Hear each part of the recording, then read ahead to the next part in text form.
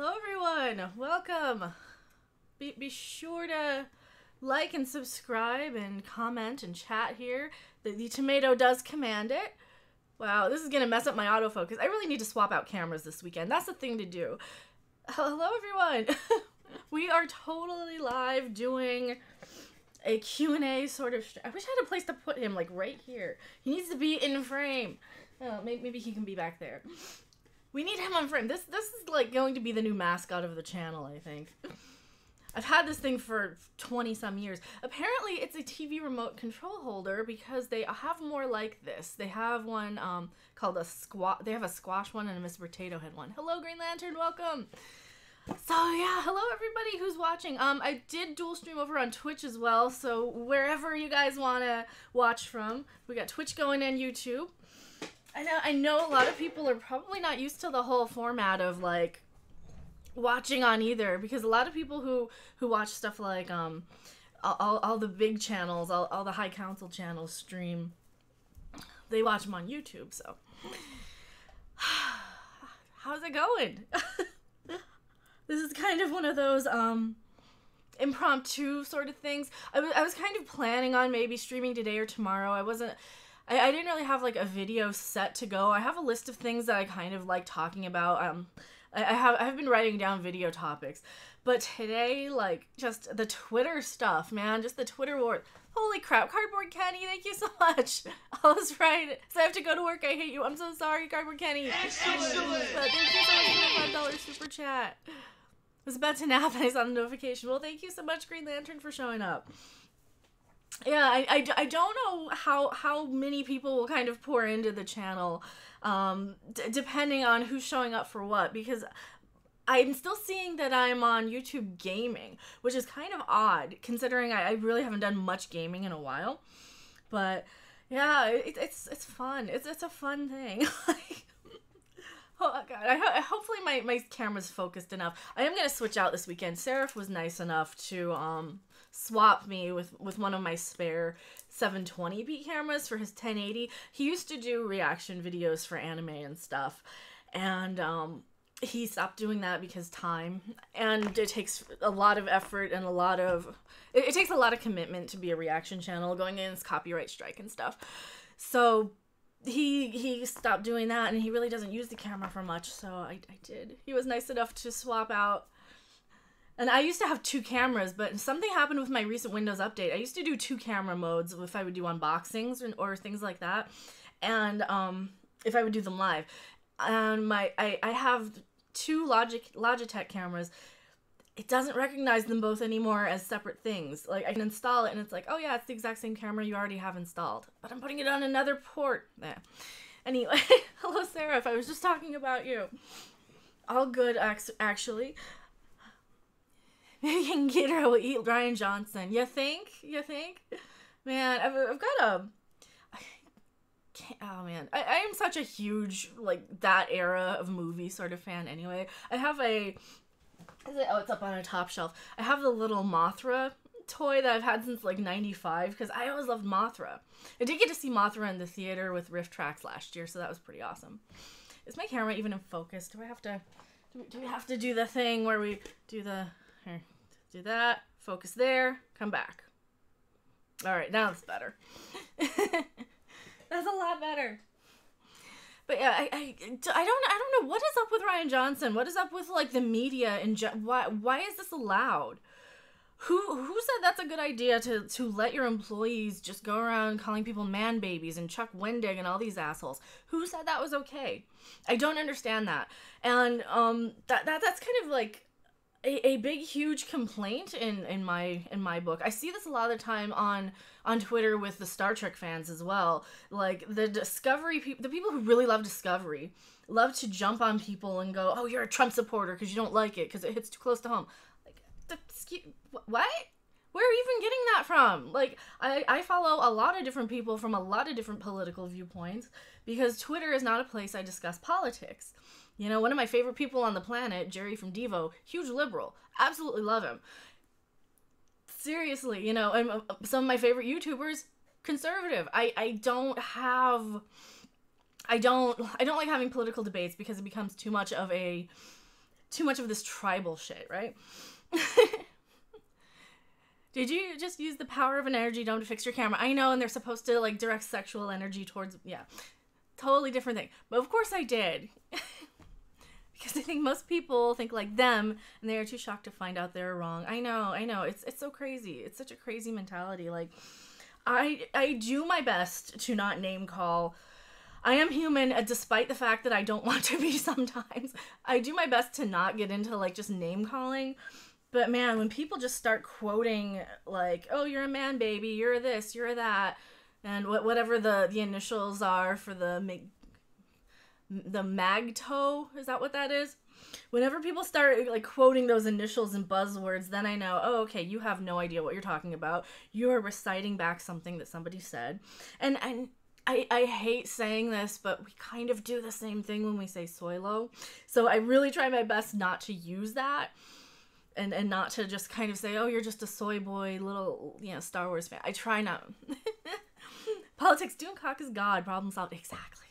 I mean, come on. Do we need politics anymore? Because in a couple of years' time, where I'll be serving under Doomcock anyway, which is perfectly okay with me. As Alec Guinness, hello there. I can't do his impression. Hello, Monkey Zor. God, thank you guys so much for showing up. You guys are like making me like almost cry because you guys actually want to hang out and chat. I'm used to getting maybe 1 or 2 people for a gaming stream, and you guys are actually showing up and watching the videos and commenting, and I'm so touched and honored that you guys actually care about what my opinions are. Green Lantern says, something happens when people get on social media. They morph into angry people that cuss at you over nothing. Yeah, I mean, a lot of it is, I think a lot of it is because we can be anonymous. We can put, we will never meet these people in real life. We can be anonymous. We can, we can totally not deal with any real world repercussions for the most part. I mean, most people don't even use their real names on social media, which is technically illegal, but I'm a female on YouTube. I really should not have people knowing my real name or any of that stuff. Like, I've seen some bad things happen to people on YouTube and Twitch when you can find their real names, but yeah, the abstraction from reality the internet anonymity gives you makes people jerks, and that's a lot of it. And I kind of feel like when I spout off against something or when I go on a rant, that's kind of who I am in real life. Sometimes I'll exaggerate for effect, but I'm kind of like that anyway. And a lot of the times I will type something in on Twitter and then I'll read it back before I send it and be like, this is a little too crazy town here. Let me dial it back a bit. But I do kind of try and keep in mind that, there are actual other people on that. There are other people who've probably had a shitty day, probably had, might have had too much to drink. They might have had something bad happen to them. So I do try my best not to do that, but I will definitely get into the, oh, well, I know more than you and I'm better than you. Absolutely. Because I usually do. No, no misconception there. Some people are jerks despite being themselves. Ryan Johnson. I don't know what he's thinking. Like, how can somebody not take criticism? How can somebody not take criticism and be in that level of authority? Like, that's the type of thing somebody of very low, God, and I hate to use this term, a white trash person would do at, like, going into McDonald's yelling or something. That's the type of stuff I see, and I'm, like, relating to a lot of these people. Like, oh my God, you are no better than somebody who jumps over a counter at McDonald's because they didn't give you enough McNuggets. And you really... It's like, you are a professional writer, director. What? How come you're acting as crazy as this methed up bitch on YouTube that I'm watching? He's rich and has ego problems, and that might be part of it too. Social media lets the true self out without fear of payback. Howdy, interwebs. I don't want to say your whole name. I'm the same asshole here in person. No, Kenny, you're a good guy though. I mean, you like all of us have reached this sort of enlightenment that maybe I would need to rise above my raising. Maybe I need to kind of rise above some of this mindless shit. Basically a troll, he is He is a troll. I've been saying that forever. Oh, he's just trolling us with all this stuff, and he's getting a kick out of it, and it's getting this. And the fact that I'm even talking about him, he'll never see this, but the fact that I even talk about it, and when I do talk to Rian Johnson, like tweet at him or respond to something he says, I will always point out something like, you know, he'll put all these great scenes from all the previous Star Wars movies. I'm like, oh, I love those. What about, where's the ones from your movie? You know, I will always come in with something sarcastic to kind of just knock him down a peg. And I haven't been blocked yet, which is good. Because, and, you know, but it's great. It's great seeing some of that. And sometimes I love the battle so much, too. Sometimes I just love being right. But, like, if you look at an old video of Ryan, he says he's actually making movies people hate. Yeah, I've seen that video. I think we've all seen that video. I don't know why do they get off allowing that? Like, how are there no repercussions for Kathleen Kennedy allowing this? How did she not see it? How well, I like what Doomcock said about her. He's probably hitting that. Like, it's kind of the impression I was getting. That is kind of the impression I'm getting too. I'm out the door. Have a good evening all. Thank you so much, Kenny. Thank you for being here. Everybody check out Kenny's channel. He makes cardboard awesomeness. He made a Doomcock statue that's like, what, this big. He's made Harvey Cthulhu and the containment field. He's making a whole set piece. He's an amazing cardboard artist. So go check out his channel. Just click on his name. He's an awesome guy. He's a friend of the channel. Yeah. I don't get this mentality. This is the same mentality like that Rian Johnson and Chuck Wendig and everybody do that I see on YouTube a lot too. I see not so much in like the Star Wars communities like that I've been seeing, or the Star Trek communities even, but I saw that a lot in gaming. And there's some really great gaming YouTubers out there that I absolutely love, and I'll still pop in their chats every now and then, even if I don't watch their gaming, because I don't watch a lot of gaming. I'm so sorry, everybody. But I will pop into the channels of some people, and I will remember exactly why I subscribed to somebody, and then I will remember why I unsubscribed to other people. And I see that a lot in like, oh, well, I'm the only one who can do this. Why are you doing something that I'm doing? You need my permission to do this because you're an up-and-coming person. And I see that a lot in YouTube gaming. And that's like really one of those things that I think they're trying to do. I think they're trying to save their own asses. I think they're realizing that, you know, you have some professional level writers and directors and people who could very easily be taking their jobs. You know, you get somebody like Doomcock, he could write a script. Like, I have 100% confidence that he could absolutely go in and rewrite and rework. Like, he could make something really awesome. And there's so many people that I see on Twitter and everything and YouTube that absolutely have the talent, passion, connections, experience, all of that they could seriously, genuinely go in after these people's jobs. And these people get scared and they act like little children and they're like, oh, you're just a man baby.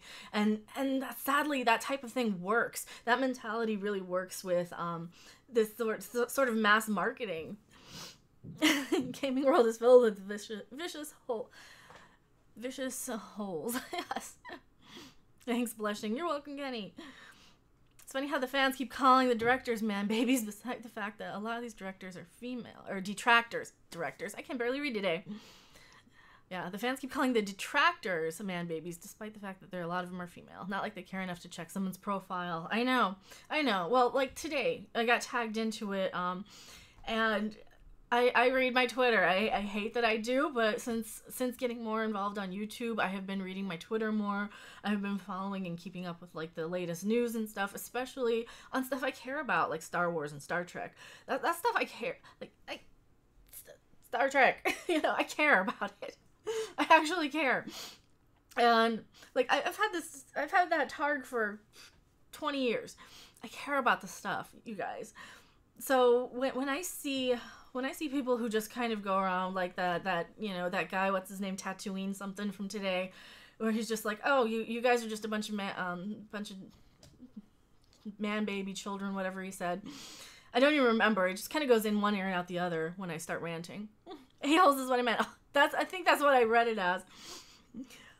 Keep in mind, my other monitor is like way over there. I'm very far away from my screen too, my microphone, so I'm not blowing you guys out.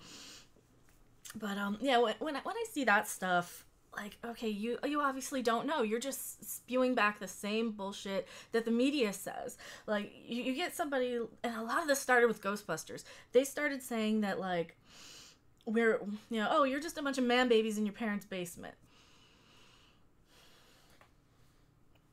Really? Really?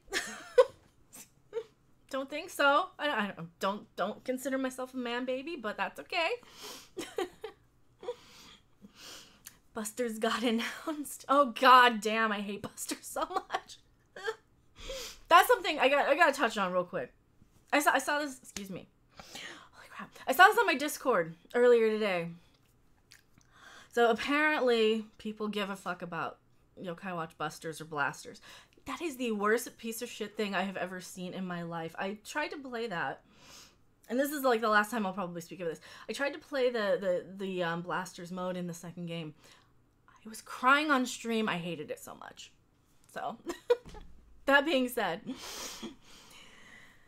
But yeah, like, so what was I saying? Back to the whole Star Wars stuff. When they go around just kind of blanket statement talking about all this stuff, they don't understand that, like, that people who genuinely have a genuine criticism about their franchises and about the movies don't want to be lumped in with either side sometimes. Like, I would rather not be lumped in with either side, but I'd certainly rather be lumped in with the side that are calling out the soy wars and stuff. I'd rather be lumped in with them because they seem to be passionate about it and they actually want something good. A lot of the people who are like, you're just a man baby, don't even watch the movies. They don't care. They don't buy the merchandise. They don't know. They still call a lightsaber a lightsaver with a V. Kind of like you do when you're 5 years old and you don't know what a saber is.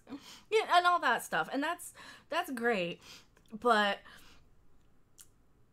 it just becomes this whole mess where people think they're a fan of something because they know the reference. And I see that so much in Star Trek and Star Wars. And a lot of it, Seraph actually linked the video to me, and he could probably find it again, where they're talking about the Big Bang Theory, and how the Big Bang Theory is like 90% references that basically, the joke is that it's a reference.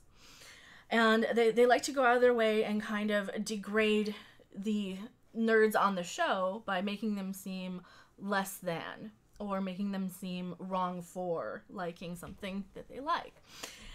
That is kind of obnoxious to me.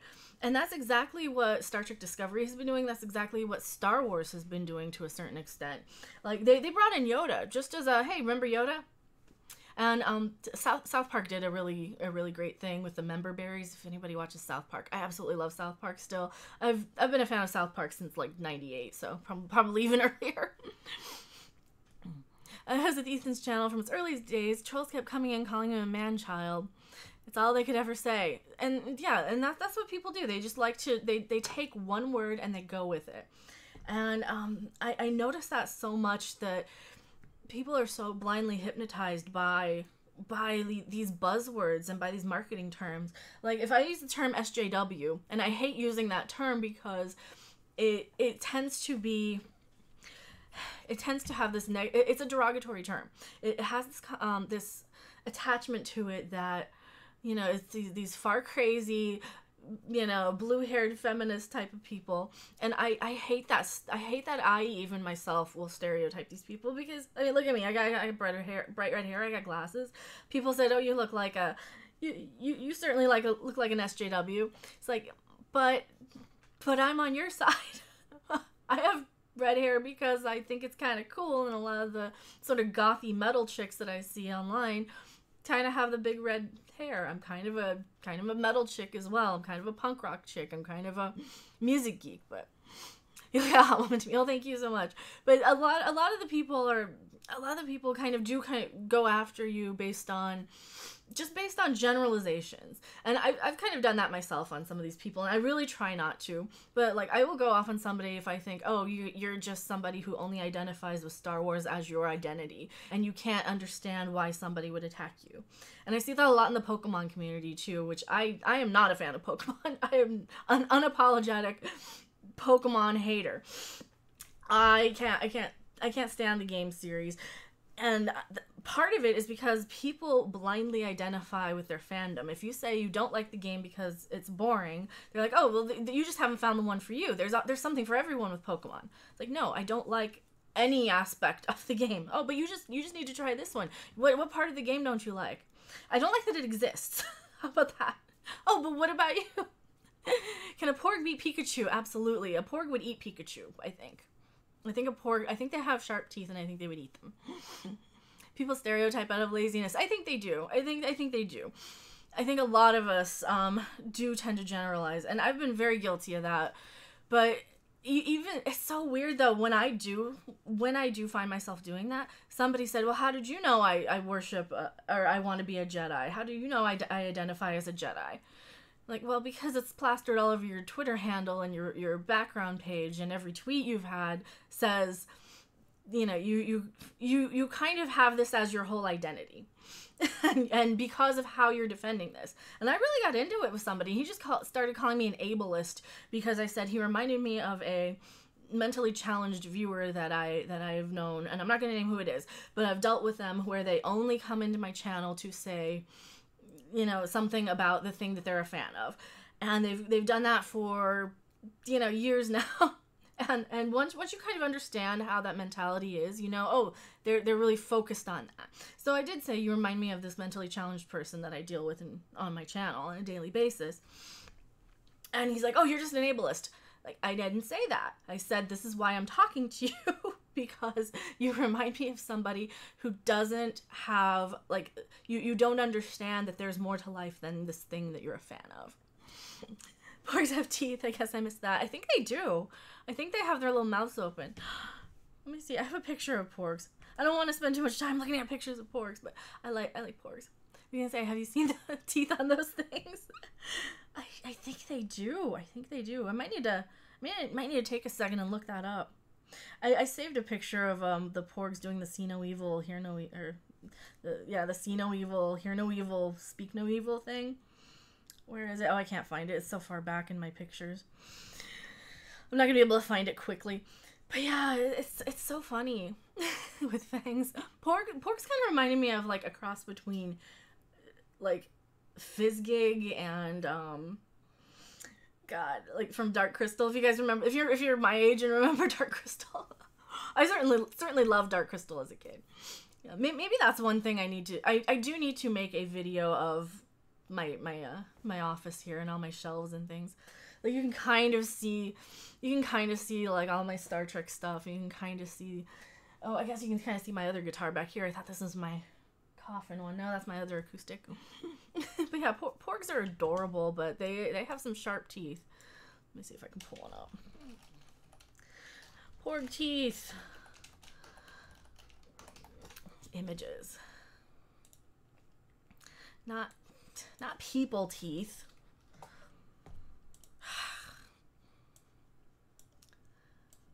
Porg. Yeah, they have teeth. Okay, let me pull that up on my display. I can do that quickly. They do have little sharp teethies. They're so cute. Look at the teethies on him. I do like porgs. I think they're adorable. How did they get this one? Oh, that's an Etsy one. See, I have this one. I don't have this one. I like porgs because they're cute.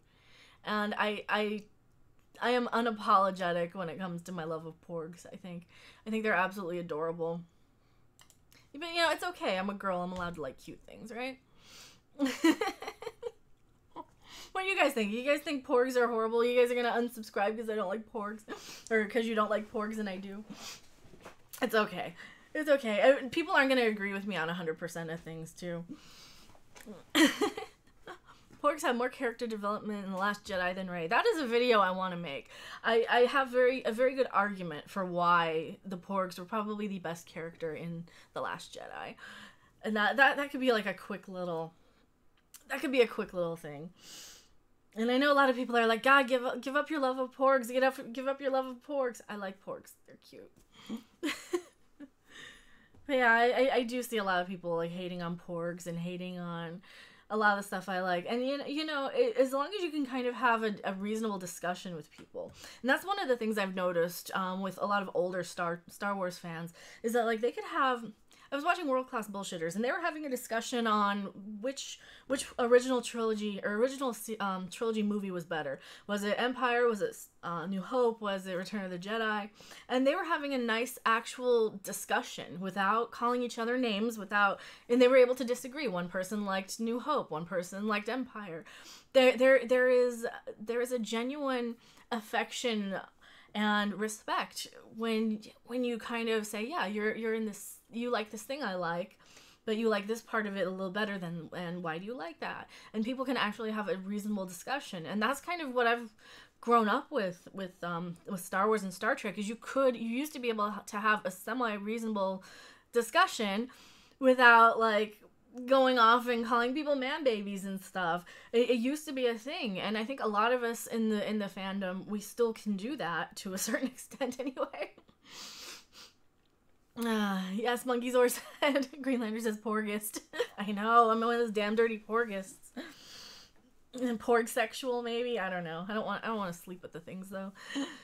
Though I probably could. I've got a couple of the little plushies. Where's the other one? He's right behind my head. There's the other one. I got two of the same one. And he's next to my Mugado. Yes, I have a plush Mugado. Don't judge me. But I like weird plush things, you know? I like, it's like my tomato. I've had that thing for 20 years. What do you guys think? I need to ask you guys in chat. I'm just blabbing and rambling about, like, yes, I like porgs. I also liked Ewoks, too, but I was a little kid in the 80s. Like, I had Ewok roller skates, okay? They were for girls. The Ewok roller skates were white, and they had Wicket on the side, and the boys' ones had Darth Vader. And I only knew one person who had the Star Wars roller skates as a kid. He was a friend of mine, but he had the Darth Vader ones because they were black and they were for boys. And that's the way toys used to be. Toys used to be just made like that. If it was something a girl liked, she would just fucking buy it. It wasn't like a dumb, stupid Barbie doll version of Princess Leia or Rey for the Force for Diversity or whatever. I think the problem with the fans is something engineered by the studios. I know. I think that it's coming from the top down because they're repeating the same words that like the Rian Johnson and Chuck Wendig use. They're repeating it, and I think it almost seems like Disney does not know how to market things to boys. So they automatically thought, oh, we've got Star Wars. Well, it's got a princess in it, right? How do we market that towards girls? Disney is all about Disney princesses. So I'm wondering if that's part of it. Like if it's coming from Disney, how can we include more girls to watch this? Maybe because it baffles them that, you know, guys would watch something with a princess in it, even though Princess Bride is one of the most beloved movies of all time by everybody, male or female. Star Wars is pretty beloved by men and women. I mean, yeah, you're going to have more men who like Star Wars than women, or at least you should. It's kind of one of those things. More like a marketing departments of the studio. That's absolutely the case. So have you been invited to the High Council yet? Oh man, that's I don't think I have the following for the channel shift that's a huge compliment to you. I really wish I really wish that like wow. Maybe someday I would be very hopeful. No, the whole Doomcock shout out on the High Council made me cry.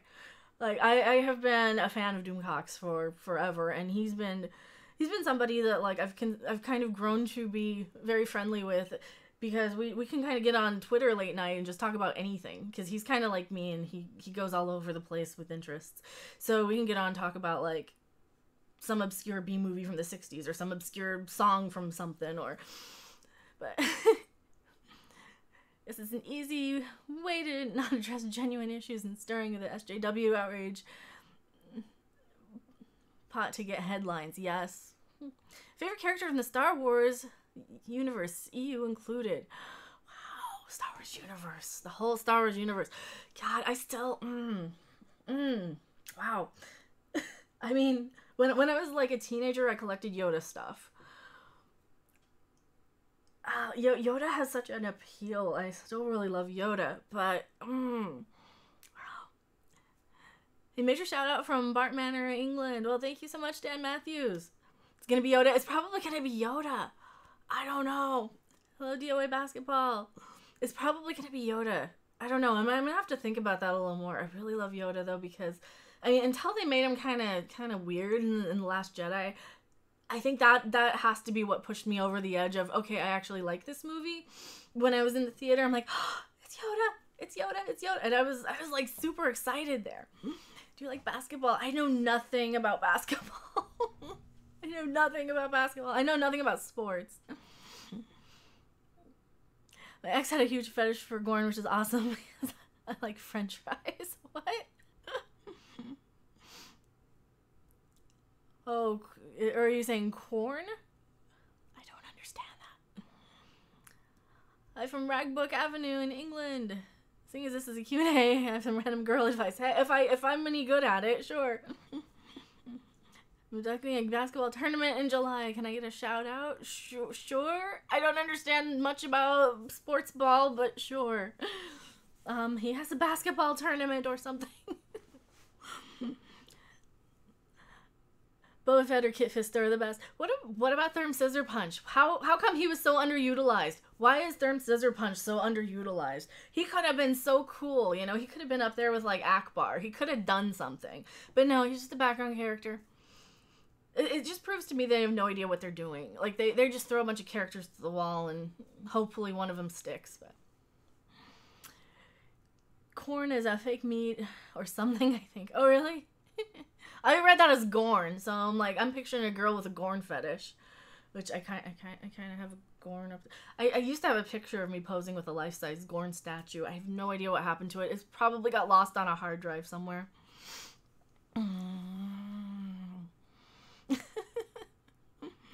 Therm will have a spin-off, will he? A Gorn fetish. Well, that's what I saw it as, a Gorn fetish. I don't know. Who am I to judge? Who am I to judge? I might have a thing for little Cthulhu monsters, but Gorn fetish is not something I thought I would hear today. You know, somebody might like Mugatos, someone might like, you know, what other little random things.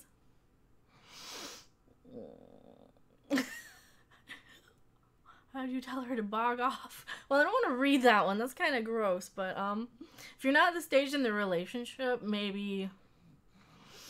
I don't know. My advice to you would be, don't be as uptight. I don't know. Opinion on Fran the Great. I have no idea who that is. I don't know who that is. Someone needs to ask Doomcock for the next rumblings if he has a Gorn fetish. I think Doomcock has a female fetish, from what I've seen. I don't think he wants to sleep with Gorns. Never be at that stage. Yeah. Can we snog? Probably not. Probably not. So a female Gorn. Well, would a female Gorn be kind of like an what's their name? The guys in the lizards in Skyrim. What are they called? Algorians? What are they called? You guys know. Somebody will know Seraph will know in the comments. He's played Skyrim. What are the lizards called? I don't remember. So that's what I think of when I think of that. Argonian. Yeah. God, it's been so long since I played Skyrim. Right, date a medieval guy, even if he was a knight of the realm and poot out the window. Medieval guy. Well, the funny thing is I kind of feel a bit Victorian at times, but you know, that's a thing. I don't know. A party like that would probably cost like a good $500. I mean, if you guys are gonna treat the girl like a whore. Shout out from Farm I Swallow, come England. I don't know. Is this another like one of those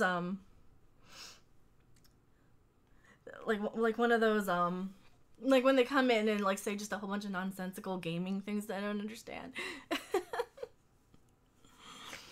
But yeah, I haven't played a lot of Skyrim. I might need to play some more Skyrim on the channel if I do any more gaming. I had a lot of fun with that. But yeah, fandoms seem to be influenced by marketing teams these days.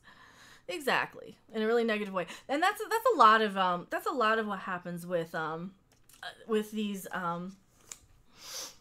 that's a lot of what happens just in marketing in general. Is like they put these terms out, like you saw.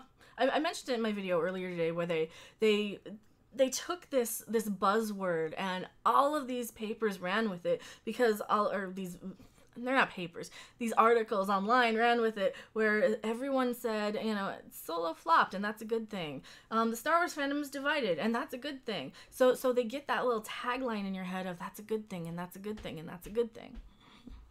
It's the best one-player game in my opinion. Terraria, maybe Terraria. Maybe I really like Terraria a lot.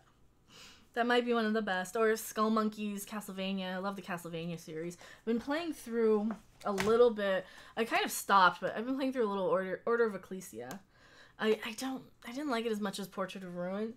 And what's the other one that came out on DS? But I like the DS Castlevania games quite a bit.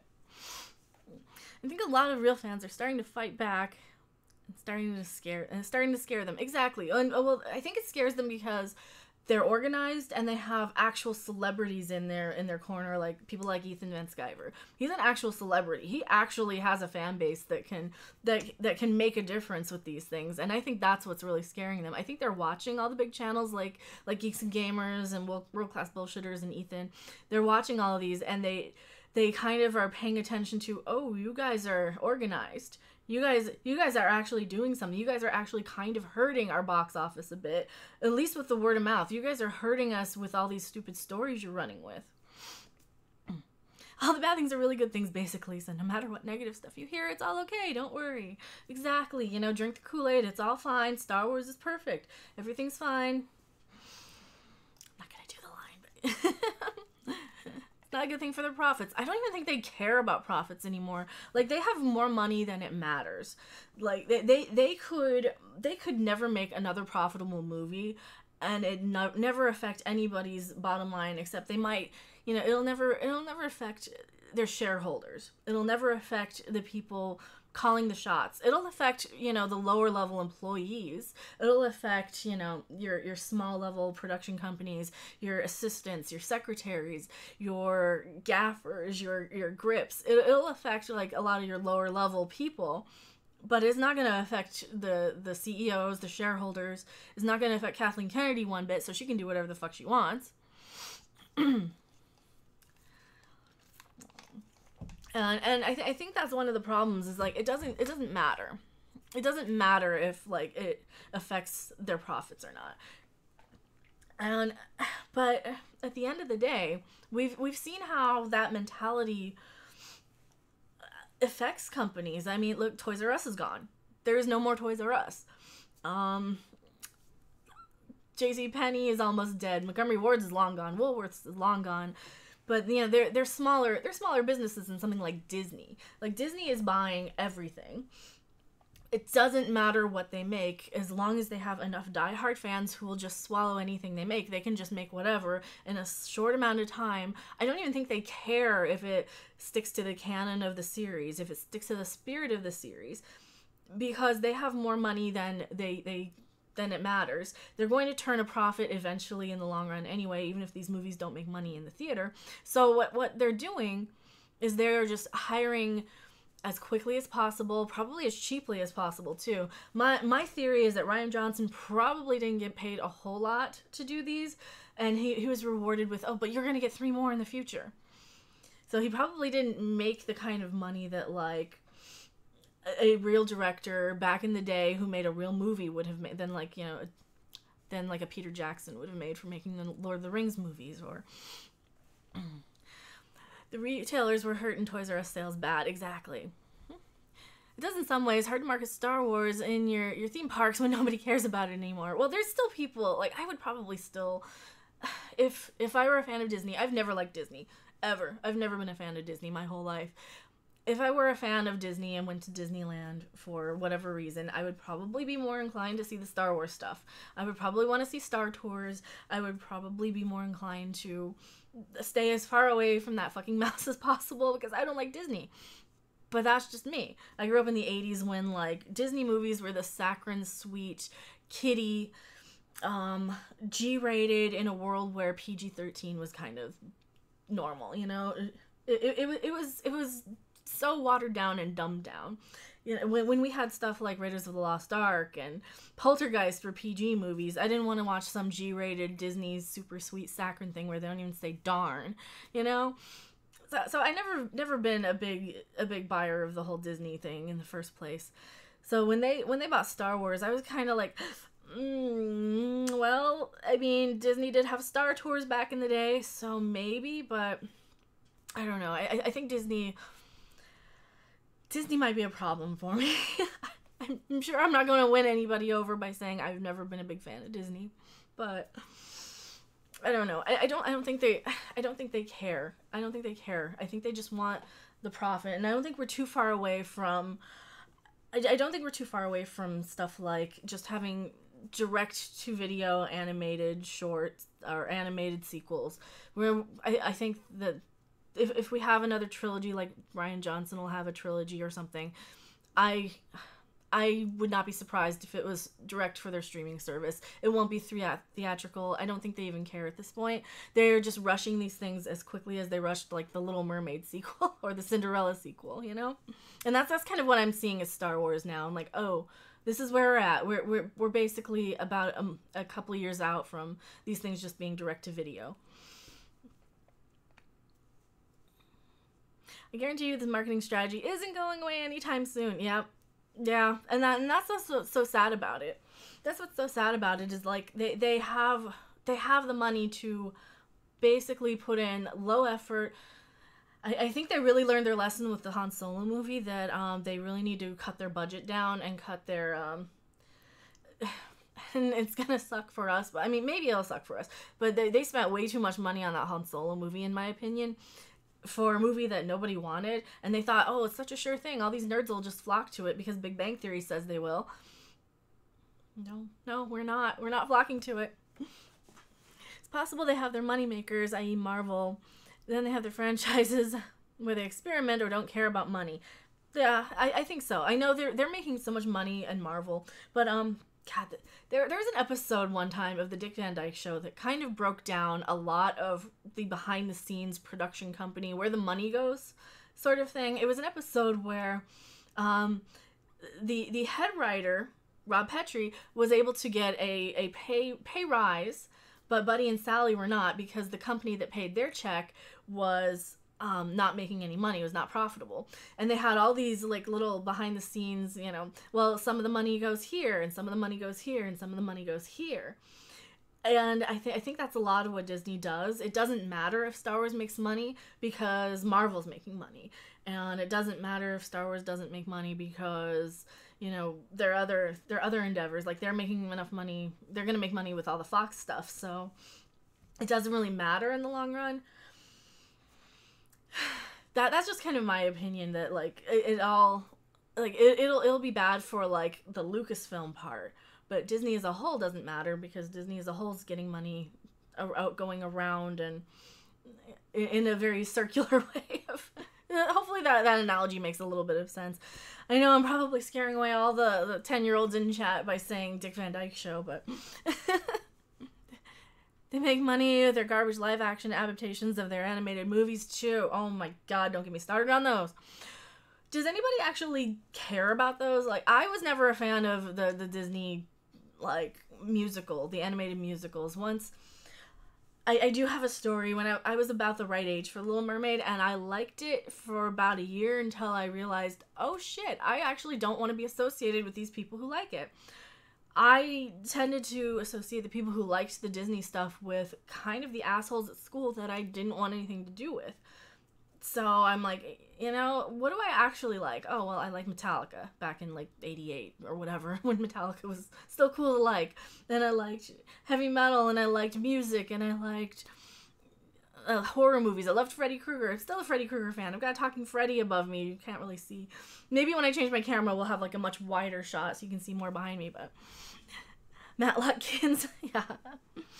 Pantera was awesome. Oh, Vinnie Paul. I got to see Vinnie Paul a couple years ago, so. For Hell Yeah, when they opened for Slayer for the Monster Energy drink festival, but I hate those live action rehashes. Now, I wasn't a huge fan of the originals. I mean, I really tuned out after Little Mermaid because my music taste shifted. My taste in movies really started to kind of go towards. I was watching a lot of Freddy Krueger movies. I was watching a lot of John Waters movies, which don't watch John Waters movies when you're 9 years old. Trust me. I was watching a lot of stuff that I probably shouldn't have been watching. Return of the Living Dead's one of my favorite movies ever made. And so I really kind of shifted away from being quote unquote normal because I didn't want to be associated with those people. And that is such a horrible prejudice, but I was like 9 years old, so I'm kind of coming around to that. I'm kind of saying, you know what, one of my favorite people on the planet loves The Little Mermaid. I can accept that maybe I might have misjudged people who like it a bit. They're from my state. Yeah, Pantera is great. I think they were from Texas, I want to say. From what I remember. I like The Little Mermaid too. Yeah, and see, and I'm so, you know, I'm trying to get over some of my prejudices and not just lump in people. I mean, this is how we grow as a species. We kind of see something in somebody else and say, I don't really like that. I don't want to do that. So I don't want to just assume people who like The Little Mermaid are dumb. I don't want to assume people, and because that's kind of, when I was 9 years old, sure, yeah, I absolutely thought that. And I was wrong for it. You know, because, like, I have a lot of respect for people who really like it, and I can kind of see why they like it. I think I might need to rewatch it at some point, but there might just be too much of a deep prejudice with me getting bullied by people who are, like, really into Disney and really into that sort of entertainment, but that's a whole nother topic for another day, probably. But, like, once I kind of shifted what I liked, and really paid attention to what I liked that made me unique. And I'm sure I was an original hipster back in the day.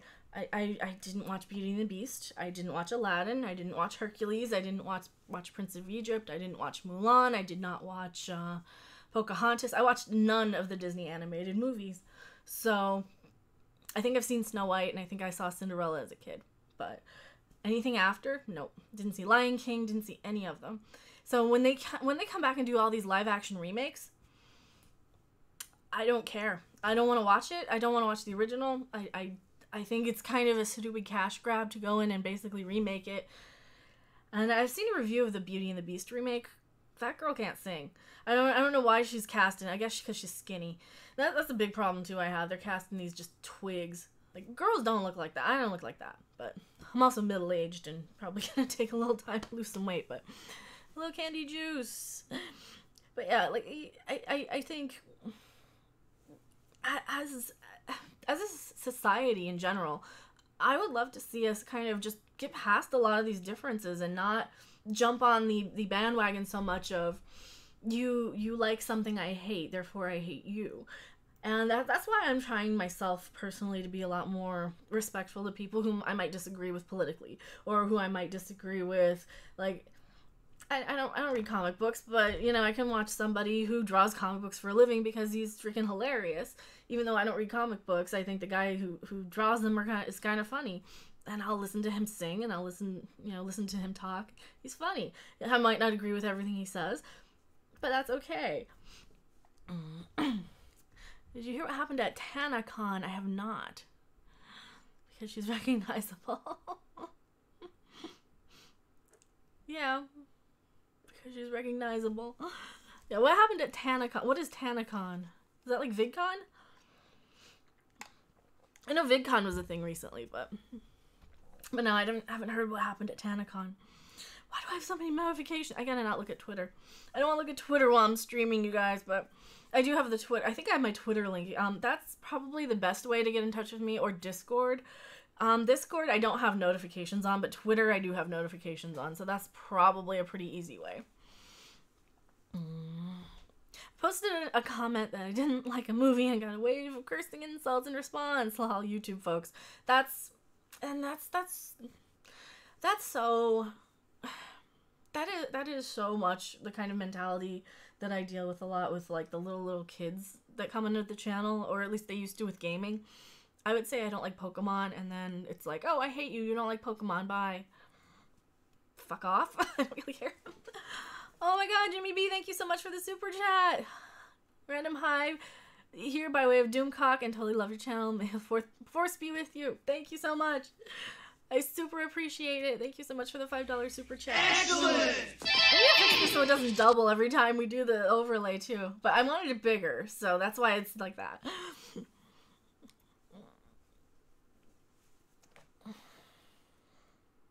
What's your thoughts on Poland suddenly being a country?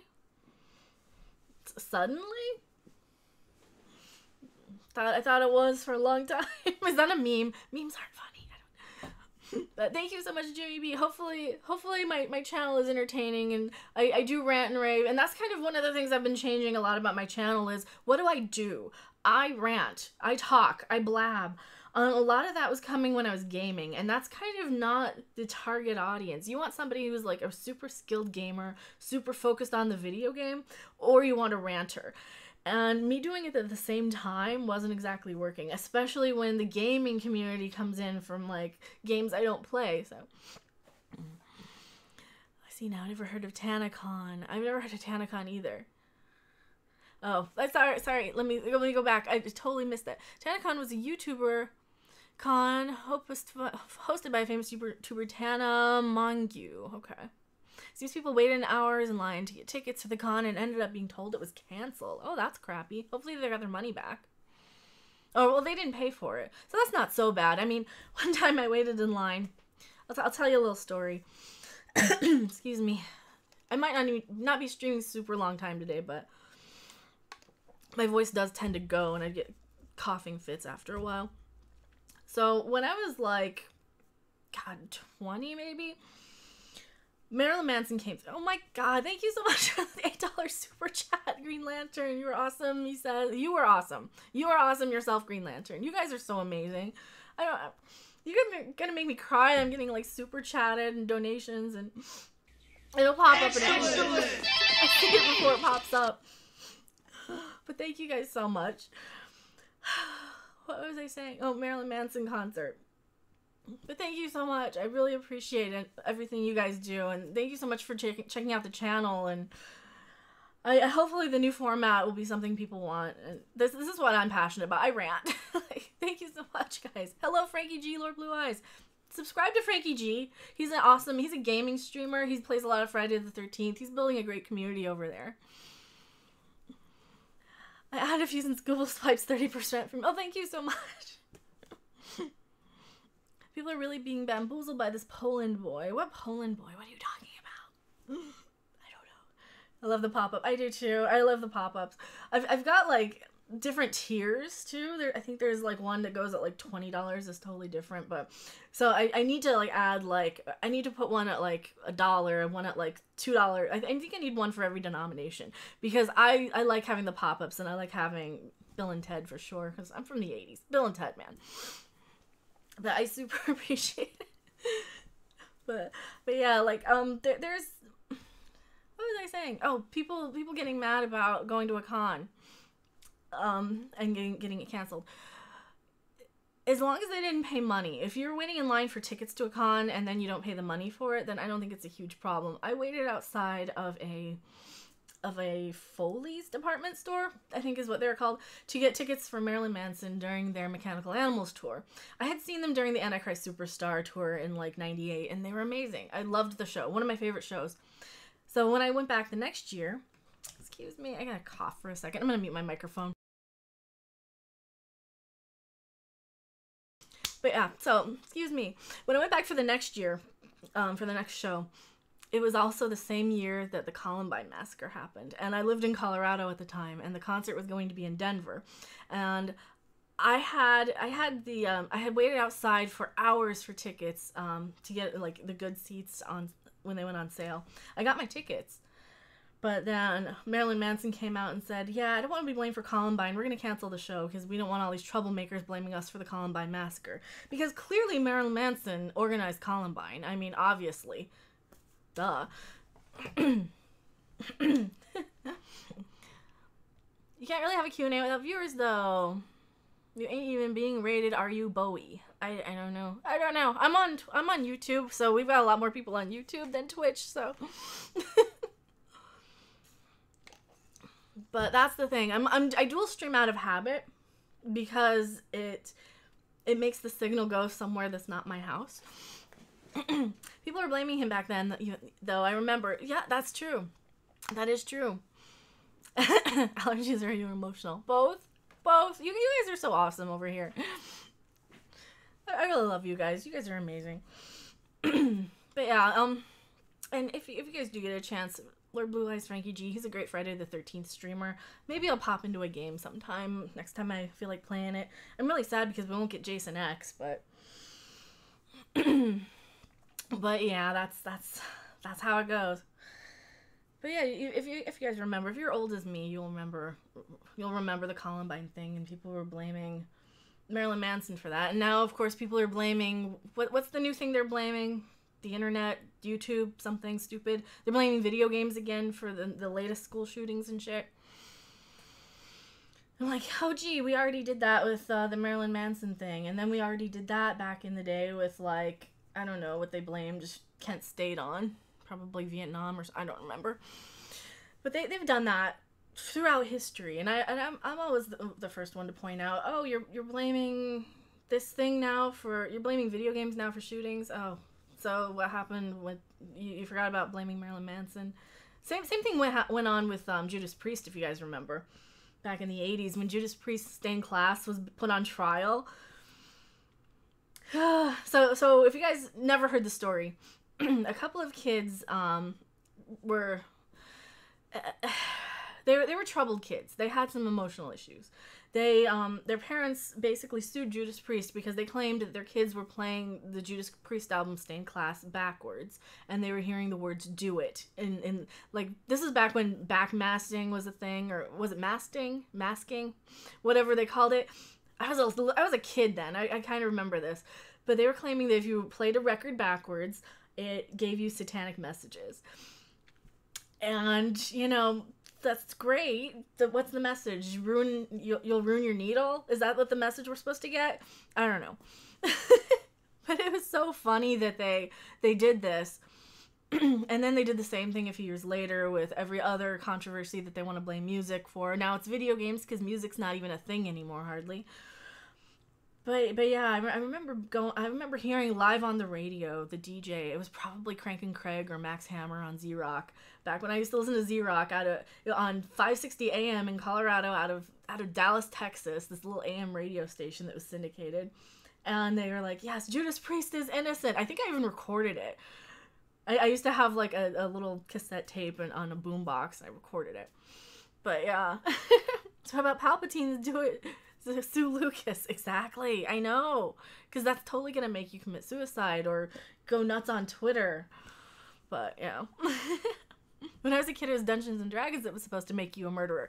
That one too. I kind of remember that one too. I heard a little bit of that.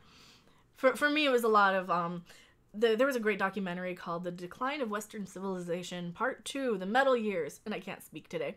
But yeah, they had basically gone around blaming heavy metal for kids being satanic or violent or whatever. And they did the same thing with Dungeons and Dragons. They did the same thing with, like, I'm sure they did the same thing when Black Sabbath came out in 1969. Backmasking is still around. Well, what I love is there's a Beavis and Butthead thing where Mike Judge, gotta love Mike Judge. He put in Beavis saying something backwards, and if you actually play it backwards, it's stay in school and obey your parents. I love that. I love that so much. But Mike Judge is kind of one of my heroes anyway. He definitely put, he had a way of satire that I really love. I'm a huge Beavis and Butthead fan, so. I remember hearing comic books were turning kids evil, which led to the Comics Code. Oh, did it? See, that could have been part of it too. Great show. Yeah, Beavis and Butthead was great. Back when I was trying to be a YouTuber, I used to use a lot of clips of Beavis and Butthead on a soundboard when I played games like Fingered or Kitty Powers Matchmaker.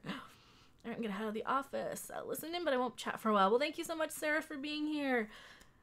And you are an amazing, awesome supporter. Wow, I'm happy Nightbot's less spammy, but I'm very happy that Nightbot's a lot less spammy today.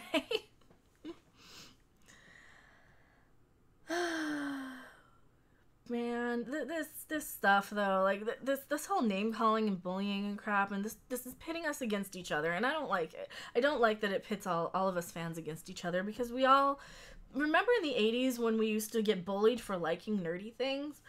Like, remember that when like you had to basically be an MC Hammer listening.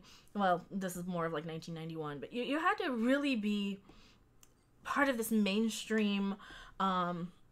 You had to like the sports, and you had to like the music, and you had to wear the clothes, and you had to do all the things that like were the most normal, socially acceptable things, or else you were kind of an outcast. So if you liked something nerdy, like I couldn't admit to liking Doctor Who when I was a kid, because that wasn't cool. I had to say, oh no, I'm tough and I like Metallica, which is fine because I did, and I still have my leather jacket, but you know, there was like a whole, you didn't wear your nerddom on your sleeve like they do now.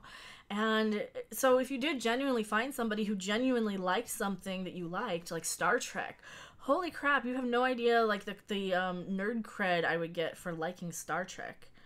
And just little simple things like that, where they don't understand that nowadays, because nowadays everybody likes Star Wars, everybody likes Marvel movies, everybody likes nerdy things.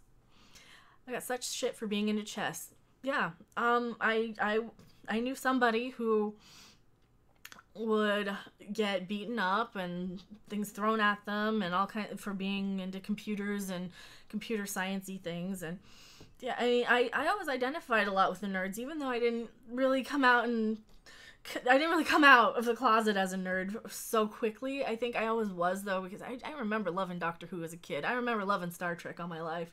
Like, I remember I probably stopped saying that I loved Star Trek right around the time that I saw Part 4 in the theater, when I was probably in 2nd grade. And I would have to correct people on the Vulcan salute, and I would have to, you know, be the one doing this at them, and they're like, yeah, that's Dr. Spock.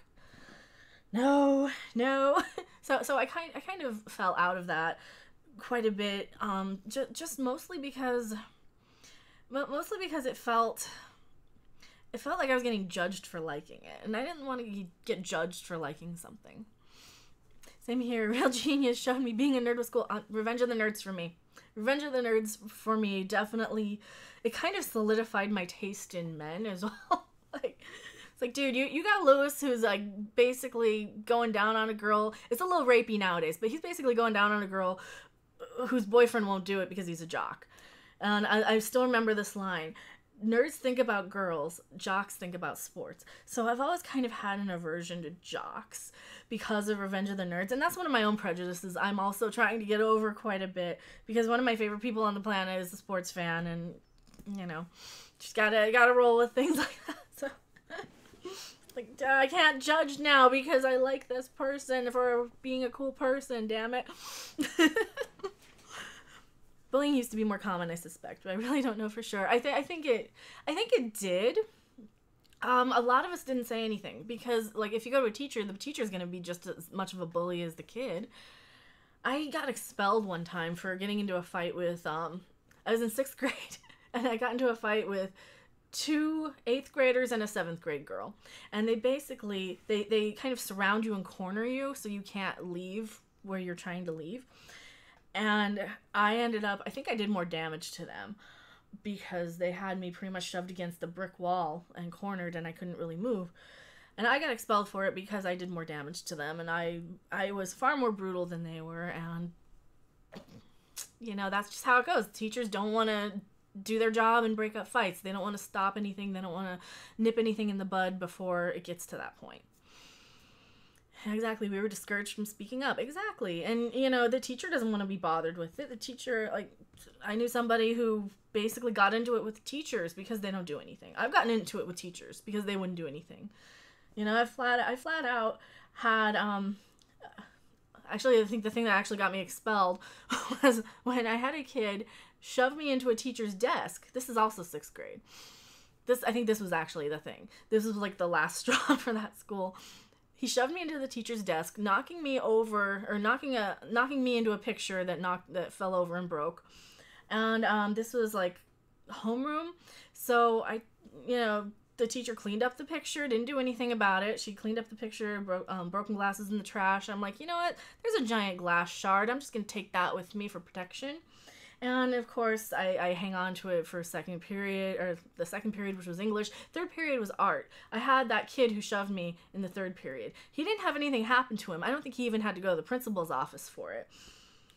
So I had that with me, and then he starts doing stuff like threatening to throw scissors at me and shit. And I'm like, you know what? I'm just gonna fucking kill him. I don't care anymore. I was 11. I was a hothead, very hormonal, going through a lot of shit. I was done. I was just so done with that at that point. I didn't actually hurt him. I didn't stab him or anything, but man, it's like, if you're gonna like threaten to kill me with scissors, what the hell am I supposed to do, right? Good, you step for yourself. I know. Pounded a bully good, but had to do it when no one was around because you get in just as much trouble as the bully. It was stupid. Exactly. This is why movies like 3 O'Clock High were a thing in our day. You know, you would have like the fight after school because what's the teacher gonna do? They're not gonna do anything. Look at the Breakfast Club. Anthony Michael Hall. His character is so bullied, he brings a gun to school. You could never have a movie like that nowadays without the FBI being called in. Because, you know, if a kid has a gun in school, that's a serious thing now.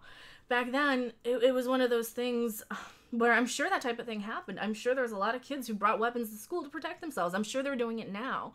And I don't think they're doing anything about it still. I think they're still, like...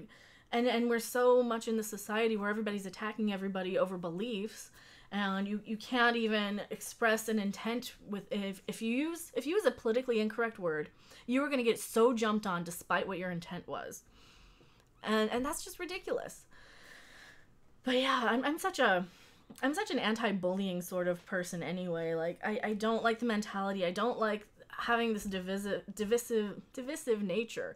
I don't like having this whole team mentality. I'm trying my best to kind of look past a lot of that personally. Now I think teachers actually monitor what happens more. I would hope so. I really hope so. Because man, they didn't monitor when I was a kid, and they were really crap about it. Like I this is one of my things. I wanted to be a teacher just so I could actually do something. And like, I'm not a teacher or anything, but there was a moment where I thought about going to school to be a teacher to actually arrest some of these asshole bullies. And of course, your hands would be tied, and I would probably waste all that money to go to college for, you know, years just to like be fired on my first day for basically having a kid arrested as a domestic terrorist or something. But what are you gonna do? I mean, I would probably. If I had my way, I would probably have somebody like Rian Johnson arrested for inciting a riot for basically going after and stirring up shit by calling us all man babies. But, you know, that's just kind of how I see things. I tend to see things on a little bit more extreme scale sometimes. I have a niece whose worst experience was she feels the teacher didn't call on her enough. I roll. Oh, no. I'm sorry. I mean, at least, I guess I'm not sorry. At least they're not going to go through a lot of the experiences we went through. They're not going to have their heads slammed into toilets. They're not going to have stuff thrown at them. When I was a kid, do you guys remember when the thing was folding triangle paper footballs and sending the goalposts and stuff? Like, they would just take a notebook paper and fold it into a triangle and then flick it and stuff. They used to do that to me, only they would add tape on it. Yeah, you remember? Say that. I don't know if they still do that nowadays. They would add tape on the corners, or sometimes they would add like pins on the inside of them and tape them shut, and that tape would be sharpened to a point, and then they'd flick it at you, and then they would get mad if you yelled about being the teacher would get mad if you yelled about it. because you're making noise and you're being disruptive. So what I did, paperclip, yeah, there they would do paper clips. Yes, yeah, they would put a paper clip on the inside, and then it's basically a weapon. So what I would do is I sat in the back of the class under the pencil sharpener and sharpened pencils very intimidatingly, and I would make sure that they were to a point where they would draw blood, and I would hold them and stare at these kids and be like, you know, if you're going to try and hurt me, I'm going to fuck you up more. I am just sick enough that I'm going to fuck you up worse because I don't care about you and I am kind of done with this. But I mean, I was kind of crazy. I'm still kind of crazy. And you know, now I totally don't advocate doing that. There's definitely a better way, but man, when I was like 11, you don't think clearly. You don't understand that you might just be you might just be taking it a little too far, but still at the same time, if they're really trying to hurt you, like if they put a paperclip in there and tape it shut and it could poke your eye out. I hate using that parent sort of term. You'll poke your eye out with it. But yeah. And do you guys have any questions? I'm just blabbing about stupid school experiences and stuff.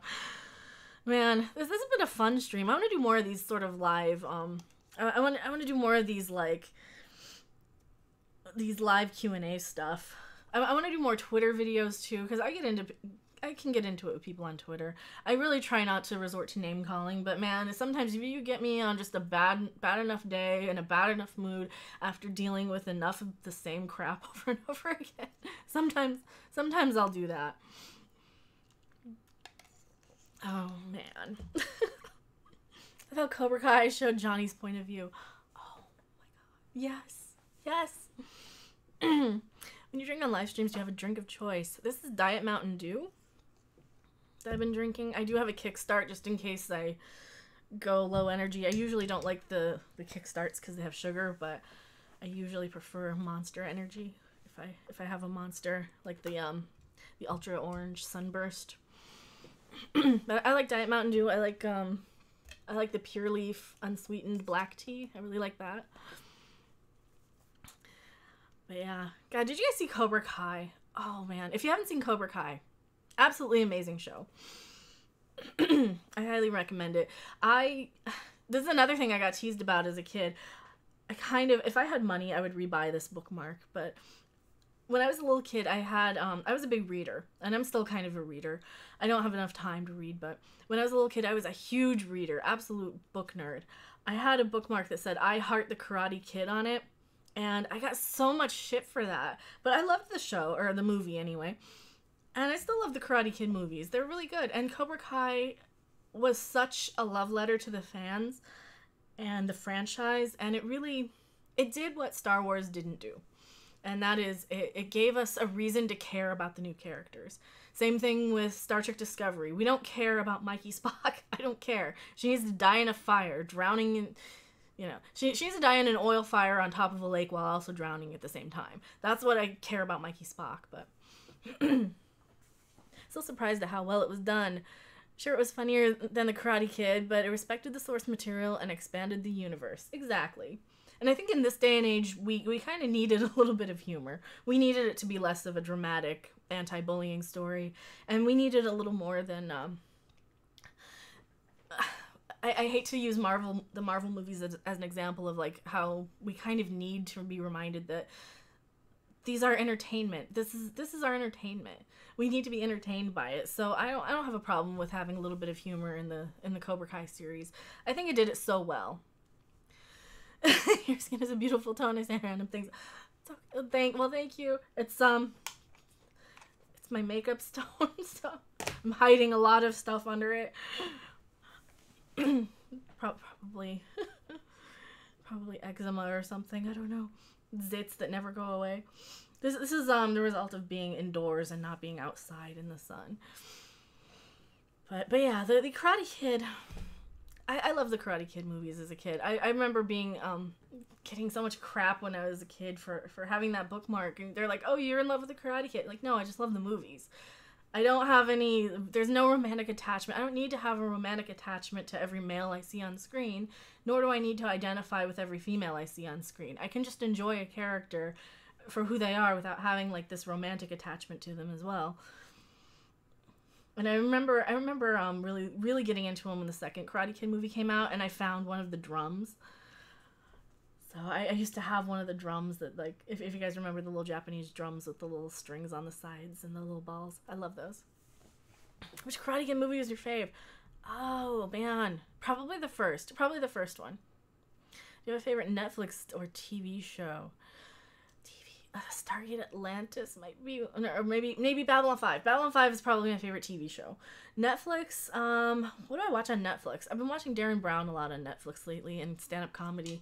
I don't really watch a lot of Netflix shows. It's kind of one of those things like, oh, we have Netflix at the house. I could actually use that. I have a login to that. I never watch it. Doomcock actually got me watching Babylon Berlin, though. I watched half of it, and I need to finish it. It was really good. I just for some reason I start watching something and then I never finish it. So I end up watching stand-up comedy a lot. But that's kind of a thing. I was always a huge stand-up comedy person. That's why I tend to throw jokes into things sometimes, or ridiculous scenarios or ridiculous punchlines, because I've studied comedy a bit. Stranger Things is tops for me than House of Cards. I've never seen House of Cards. Darren Brown. He's a mentalist. He's not a magician. He's a mentalist. He's kind of like Kreskin.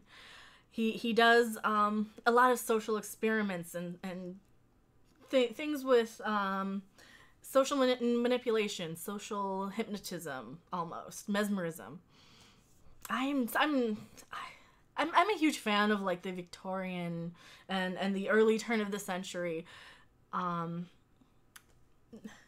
that whole seance and occult and parlor trick days of magicians and mentalists and spiritualists, and I'm such a huge fan of that era as well. so I do watch some of that stuff, and I'll watch the ghost shows even though they're complete bullshit. I do kind of love them, and I love the technology, and I love seeing people run around in haunted locations pissing themselves when I'm like, dude, I've been there. I've been to the caves in Scotland, okay? It's not scary. It's under restaurants that are currently like doing stuff. If you hear music, it's because it's attached to a place and it's the wine cellar for a restaurant. But yeah, I love those type of things. Yeah, I haven't seen House of Cards. I saw Stranger Things. The first season of Stranger Things was pretty good. It took me about 6 months to finish the second season. I hate to say, the second season didn't grab me as much. But I do like those type of shows, and I like a lot of 60s TV. That's kind of, I think that's probably why I don't watch so much TV now. I watched so much 60s TV as a kid, 60s and 80s, that by the time the 90s rolled around, I was still watching 60s stuff, so I didn't watch a lot of stuff like Friends or any of that. But Columbo, I actually haven't seen Columbo. I never got around to seeing Columbo. I probably should have. I didn't watch a lot of detective shows. I watched the spy shows, so you can probably see Get Smart behind me back there. I watched that, and I watched Man from U.N.C.L.E. was one of my favorites. I wish I had the box set from Man from U.N.C.L.E. I absolutely love it. I think that holds up better than Get Smart does, in my opinion. I remember watching a lot of I Spy as a kid, too, but I Dream of Jeannie. I Dream of Jeannie was great. When I was a kid, I liked Bewitched a lot more than Jeannie, but now that I'm grown up, I kind of like Jeannie more. I just joined. Did you hear John Caston is writing Indiana Jones 5? Oh, no. And thank you for joining, Nicholas Glenn. And hello, Lewis. John Caston, stop. You're not a good writer. Why do you write? Why are you... Just broke today. Oh, no. Well, I mean, Indiana Jones is such a dead franchise anyway. I'm not going to go see it. I didn't like the fourth one. You know, I went back. I did go back and saw the original 3 in the theater not too long ago. They brought them back for $5 Tuesdays, or $5 special event days, and I did go back and rewatch the original 3. But hello, Teresa Martin. why does John Kasdan write? Now he's the son of Jeffrey Kasdan, right? Is that the name I'm getting right? John is like the son of the. He's gonna have Indiana milk a monkey. Oh, Lawrence Kasdan. Okay. It's like whoever decided to have the son of a screenwriter write your movie is as dumb as somebody saying, "Hey, your dad's a famous heart surgeon. Perform heart transplant." I'm a rich kid. I don't have skills. That's my opinion on the whole situation. Like Luke, oh, don't milk giant monkey booby monsters. No. And then be CG too. Oh, that's stupid. He's the son that turned Lando pansexual.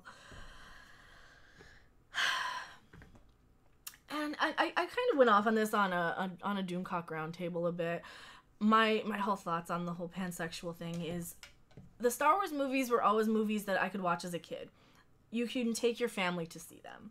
When you start introducing these sort of terminology to age inappropriate viewers, you are going to piss off a whole lot of people. Star Wars should be something that pretty much everybody can watch, no matter what age you are. Probably assuming you're the age of having language and having an understanding of adventure and characters. When you start doing stuff like, oh, Lando's pansexual now, you know, we kind of knew already, but we didn't want that terminology, because once you label him with that terminology, well, the thing about it is, a pansexual is somebody who will fuck anything. They'll sleep with a child, they'll sleep with a computer, they'll sleep with their ship, they'll sleep with a knot in a tree. Once you have that kind of language, you can't just say that Lando's just a suave, flirtatious character. Just leave it at that. And then once you go and sort of soil the name of characters that we kind of consider our family, like it's I put out on Twitter a long time ago. It's like learning that Uncle Han likes Aunt Leia to give him a rim job while she's jerking him off or something. We don't need that sort of detail. I don't need that sort of detail on their relationship. I know, oh, it's Uncle Han and Aunt Leia that we grew up with watching, you know? And yeah, it's too much information. It is exactly too much information. It's more information than we need. And when you start labeling somebody with that information, you turn them into this this thing that we don't want to know. We don't want to know it. It's an icky thing in the back of my head now that I'm always going to know that Lando is banging this annoying robot. And I don't need to know that. I was fine with him just being a little flirtatious with Leia. Hell, he could have been flirtatious with Han Solo. I don't care. It's the future, or it's, you know, a long time ago in a galaxy far, far away. The future is Star Trek. Never mind. But it's a long time ago in a galaxy far, far away where identity politics isn't all the rage, where people just like what they like. That's all you need to say. You don't need to identity politics label the thing, but let me write that down. Yeah. God, I say a lot of crazy stuff, but I think I put something out on Twitter. I think I might have said that on Twitter that Leia it's like knowing that Leia likes to, or that Han likes Leia to lick his balls or something while she's blowing him too, but something like that. It's just information we don't know. We don't need to know. I don't want to know it. And I can kind of get a little vulgar on my channel, by the way. But that's okay. I mean, I've been desperately trying to not be a kid's channel, so that's one thing. and I'm fine with that. Oh, wow. It's one of those crazy things that they're doing in this day and age with TV and movies. They're going out of their way to label everybody. And I don't need you to put a label on me. You're never going to correctly make a character that I can 100% identify with, you know? I put out on Twitter a long time ago that, like, yeah, I won't be on board with the next Disney Star Wars movie until they have a 39-year-old bisexual redhead music snob with, you know, whatever else I said about myself. And that's kind of the point. You're never going to have 100% representation. You will find a character you can identify with. Like, I can identify quite a lot with Ivanova from Babylon 5 because I absolutely adore her, and she's a huge role model. I don't need 100% representation from everything. There are going to be characters I identify with, and having one thing be representing everybody is kind of retarded. It's ridiculous. I remember Lando was a ladies' man. I think they wrecked him. I think they did too. I expect Captain Phasma to appear in episode 9. I saw her dying in 7 and then in 8. I know. Adults only here. Triple X content. It's not exactly triple X. Sometimes I got a mouth on me though. Sometimes I'll just go. Sometimes I have no filter and I'll say something that pisses people off. So if you know, if you're coming from like Doomcock's channel to my channel, you probably kind of know that if somebody like him says, oh yeah, this is somebody you might like, then you probably already are used to that with him. He's far more articulate about it. But yeah, sometimes I have no filter as well. Probably why I get along with him pretty well. PG-13. Yeah, we're definitely PG-13 here. I think I put for a while, you need to be 30 and up. I had a 30-year-old age limit. No millennials, maybe. Captain Phasma is like a cat, 9 lives. You're Scorpio or Aries? You don't have to answer that. Aquarius. Actually, I'm an air symbol. My mother was an astrologer, like, professionally for a while. So, when she wasn't doing folk music, singing things for classes, and I had a weird life. I had an odd life growing up. I mean, I grew up around a lot of music, so I learned a lot of music stuff. When I was really young, it was always guitars were everywhere, so that's why I have a few. I got my favorite back there, my Martin. I need to restring the Martin. That's one thing. I probably will take some of the super chat money, and in a couple of months when I get paid, I'll probably buy a new set of strings. Because I'm a dummy, and I hadn't played guitar in a very long time, and I got back into it, and I put medium gauge strings on my Martin, and I probably shouldn't have. Because it came with Black Beauties, which were kind of falling apart when I bought it, but... Do I seem like an Aries? Do I seem hot-tempered like an Aries? Have you seen the Saturn Awards post on the community section of Doomcock's Lair? I have not gone to the community section over there. I probably should. I do have a few. I was thinking about putting a few of the streams he's been on my channel over there in case anybody wanted to see it. I put them on the Patreon. Or no, I put them on Discord, on Doomcock's Discord. I feel so weird promoting myself. I kind of feel weird like saying, oh hey, I know Doomcock. I kind of feel weird doing that, so I don't like kind of promoting myself as like as that, but I don't know. I just feel weird, like, pay attention to me too. Oh my god, so thank you so much for the $1.99 super chat. Kim, by the way, have a high count for. Excellent! I play guitar too. Well, thank you so much for the super chat. I super appreciate it. I'm bad at guitar. One of the things I do with guitar is I kind of go more experimental. I am hugely influenced by a lot of different types of music.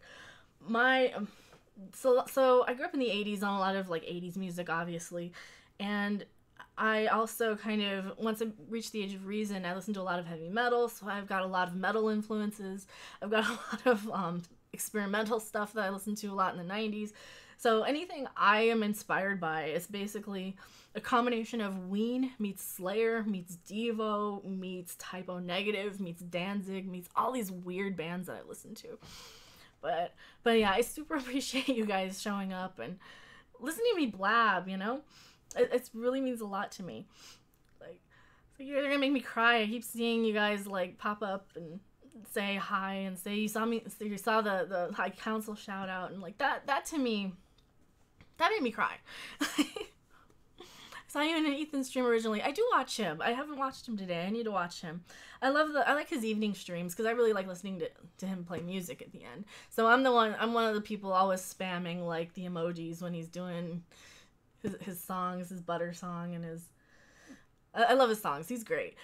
I had one of my biggest kind of weird obscure music sort of squeegasms when he's playing songs and then he goes into like some obscure Dead Milkman song off of the Smoking Banana Peel single or EP or whatever it is. I'm like, dude, you're playing the Dead Milkman. Okay, this is a good channel. I like this guy. Okay, admit it. Ice Ice Baby was on my mixtape. Hey, there's nothing wrong with that. There's nothing wrong with that. I like a lot of I like some mainstream stuff. Do you watch Geeks and Gamers? I do watch Geeks and Gamers. Of the big three, Of the big three, I think Ethan's probably my favorite to kind of hang out and listen to him because he's crazy. I absolutely love his personality, and I love the music stuff at the end too. But I think he's got such a unique humor. Then I probably like World Class Bullshitters a little second because I love their toy videos. Toys. I like toys. I like their toy videos. And then I watch Geeks and Gamers because I think Jeremy's doing such a cool thing with building like a community of all of these sort of all these people who are like, God, don't call us names, don't attack us, don't do any of this stuff. So I do watch all of those channels, and I kind of came to the Star Wars stuff by way of people like Doomcock, who got really pissed about Last Jedi and got really pissed about a lot of the Star Wars stuff. But I came in more from the Star Trek Discovery hate side. I hate Star Trek Discovery with a passion. So I kind of came into all of the Star Wars stuff through the Star Trek side of things. So I will admit it. I like Star Trek more than Star Wars, but they both have such a huge place in my heart. Do you have any 80s Kenner Star Wars toys? That's what I collect. I don't anymore. I think I had a few. If I did, when I started collecting stuff, I started collecting in like the 90s with Yoda stuff. So I have Yoda things. Most of the stuff I was collecting, I did end up, I lost like half of my collection of stuff when I moved from Vegas to where I'm at now, because I lived in Vegas for a very long time and I just couldn't bring everything with me. I'm like, okay, I need to pick what I'm taking. So I took my DVDs and I took some of my toy collection. I took some of my books. So I still have like, if I can get it without getting off screen too much, I still have like stuff like this that I've had since the 80s. You know, I still have my 3D glasses from Nightmare on Elm Street, part 6 in the theater when I was a kid. So yeah, I still have like some stuff, but I didn't keep everything. And I had like a lot of Yoda stuff, but probably all from the 90s. When I was a kid though, I did used to borrow a lot of like, we called them walkers when I was a kid. I would borrow the toys from the kids across the street, and they had the walkers, and they had that stuff. STD is Star Trek Discovery. Yes, I am not a Star Trek Discovery fan. Man, I wish I had some of the 80s Star Wars toys. Did you collect Garbage Pail Kid cards? Let me get up and get them. Let's see. Can I get them? Oh, actually, yeah, I can. I don't want my whole fat body on camera. Let me do this. We'll do the display capture. You guys can look at that while I get up.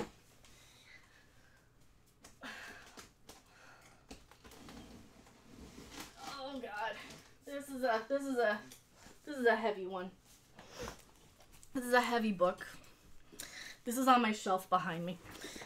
I collected Garbage Pail Kids as a kid. And an adult. I still have my collection from the 80s. Come on, Groupie, it's good.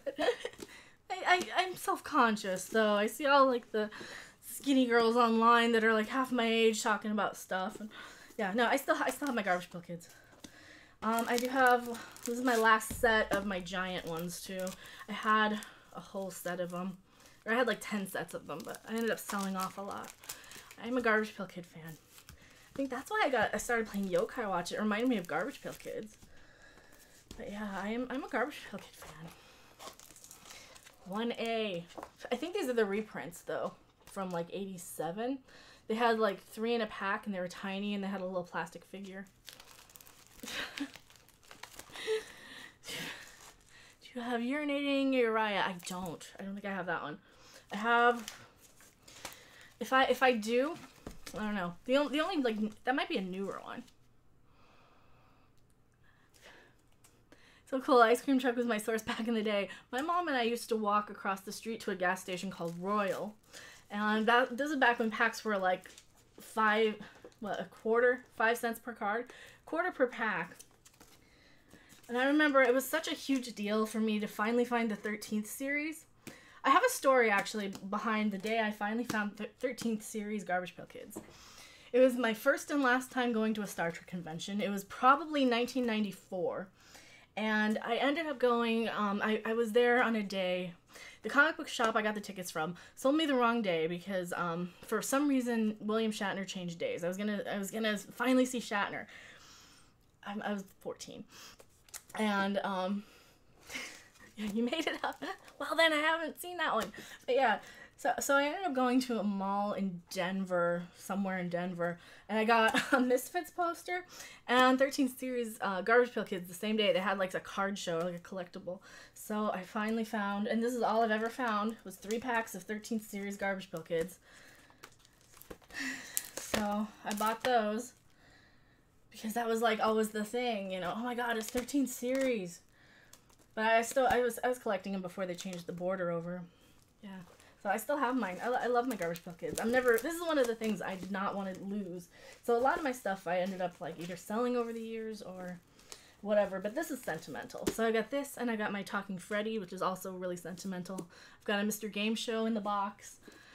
Maybe I'll do a toy video sometime with like, I do want to do an office tour with all my crap, but that's going to be a day when I have a better camera to... I might mount the camera on the wall so you guys get a better view of what's behind me, too. But yeah, I still have my Garbage Pail Kids. I love this one. I love this one on the front because it's so violent. That was before they changed them. Or you couldn't have them, like, with guns and getting killed and stuff. They really censored... They censored Garbage Pail Kids. This one was really violent. I love this one. Because they got a guy with a knife in his back and an axe in his head. Shatner's going to be at the ICCC Toy Convention in Nashville this September. See, that'd be cool. That reminds me, remember Scratch and Sniff stickers? I do remember Scratch and Sniff stickers. There's a video game, if you guys are interested in video games at all. It's called Saturday Morning RPG. And you basically use, you have a Trapper Keeper that you put Scratch and Sniff stickers on for your different sort of power-ups. One of them is the Care Bear stare, where you have the rainbow shooting out of you. One of them you kind of call in Transformers to obliterate things. Another one you come in and do a moonwalk. It's just so full of 80s references. It's amazing. Totally check that out. I did pick up the collector's edition physical release from Limited Run Games for Switch. It hasn't, they won't ship until August, but that's going to be like one of my prized possessions, is having the physical collector's edition of that. So if you guys are interested in those type of games, I might do a Let's Play of it on the channel, or I might finish up my Let's Play.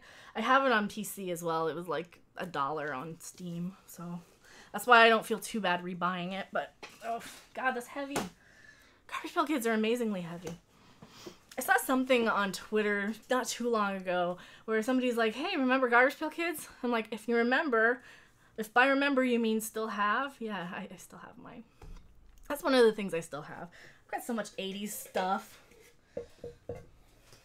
It's like, seriously, who else has a killer tomato with an energy dome? And this is a good energy dome, too. So a lot of people don't know, if you are a Devo fan, you want the energy dome with the foam piece so it stays on your head better. You don't want, like, the cheap ones because they'll just go through. But you want the little foam piece, and you want the harder full size.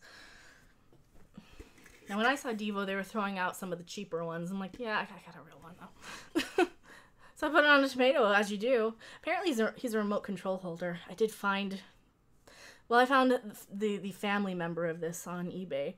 They have a squash and a tomato, or a potato, as well as the tomato. I've never seen him before, though. This is the only one I've ever seen of him. And he's actually really cool. He's from '87, so I feel like that's me. I can live with stuff from '87. '87 was such a good year. You had Revenge of the Nerds 2. You had some of the Police Academy sequels. I'm just knocking everything down. Tomato, exactly. He's a killer tomato. Speaking of Attack of the Killer Tomatoes, I might need to upgrade my... I've got my original DVD of Attack of the Killer Tomatoes somewhere. Probably behind the porg. It did come with a soundtrack, so I'm okay having the DVD with the soundtrack in it. As long as it has the soundtrack, I'm fine. How you guys doing in chat? You guys have any other questions? Do you have any other... I've just been blabbing. Thank you guys so much for hanging out. These are fun. I want to do these maybe once a week. Maybe like Thursday, Fridays are good. What's your oldest game console? My oldest game console that I used to have was Pong. I had a Sears Pong machine, and that's another thing I lost when I moved. It was in the box. It had the battery thing leak, like it had the 9-volt leak in the bottom, but it still had the box. Man, I wish I had known that was like that, or I would have totally removed the battery. So that was my oldest game console. Other than that, I had, of course, the 2600s. I had a few of those. I had a 7800 with the box still. I remember I bought my 7800 as a kid, brand new on clearance from Lionel Playworld. Back when that was a thing. Rage Player, remember me? I do. Favorite TOS character? Oh, TOS character. Like a main cast, or can we go like side characters? Because man, there's so many good Klingons. There's so many good. I mean, yeah, you gotta love Captain Kirk. You gotta love Captain Kirk so much. Yeah. Yay, I can chat again. Awesome, Seraph. Yeah, I almost have to go Captain Kirk for my favorite TOS character. Because he had such a good character to him. Yeah, I mean, Harry Mudd was great too. I absolutely loved Harry Mudd, but...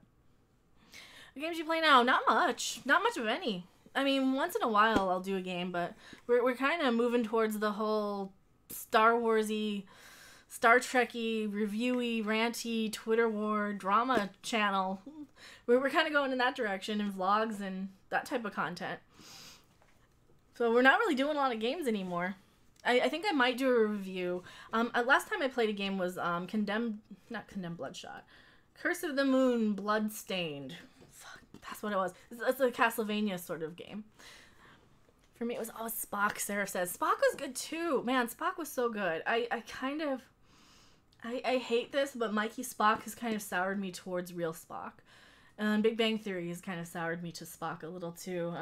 I can kind of appreciate Kirk a lot more. Remember Yokai Watch? Yeah, sadly. Fucking asshole fucking community that was. Borag, best gamer, hello. But yeah, we're gaming is so dead on YouTube. Like, no, I don't... I think my problem was trying to be a gaming channel. I'm not that much of a gamer, especially once the algorithm changed. Once you get into the algorithm of, like, punishing people for playing more than one game, then your channel's just dead, so... So that's part of the biggest problem. But yeah, like I kind of took Seraph's advice and I made a channel, or I shifted my channel to the content that I watched. And if I can have a unique enough viewpoint that's similar enough to the content I do watch, then I think I'm doing okay on YouTube. And I think that's where I'm coming from too, is like I know Babylon 5, I know Star Trek, I know Star Wars a bit. I know less about Star Wars. I don't like playing the whole semantics of how much trivia you know versus how big of a fan you are.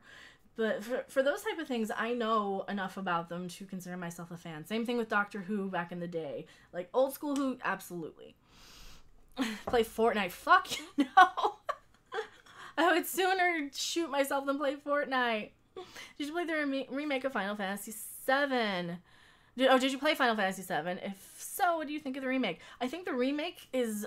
I think they might not be making the remake. I watched somebody play Final Fantasy VII back in the day. I don't remember much of it. I think it was a really good game. A lot of people really loved it. I didn't get into it. I think tactics would have been more my thing. I think I liked the tactical RPGs now that I've played a few. Did you like Deep Space Nine? Can you see it down there? Yeah. Can you see it back there? Yes, I like Deep Space Nine a lot. I didn't like it when it aired. Like most people, I didn't like it as it aired. But as I went back and watched it in order, in its entirety, then I liked it a lot more. So Deep Space Nine got, like, it really won me over. But I was much more of a Babylon 5 fan.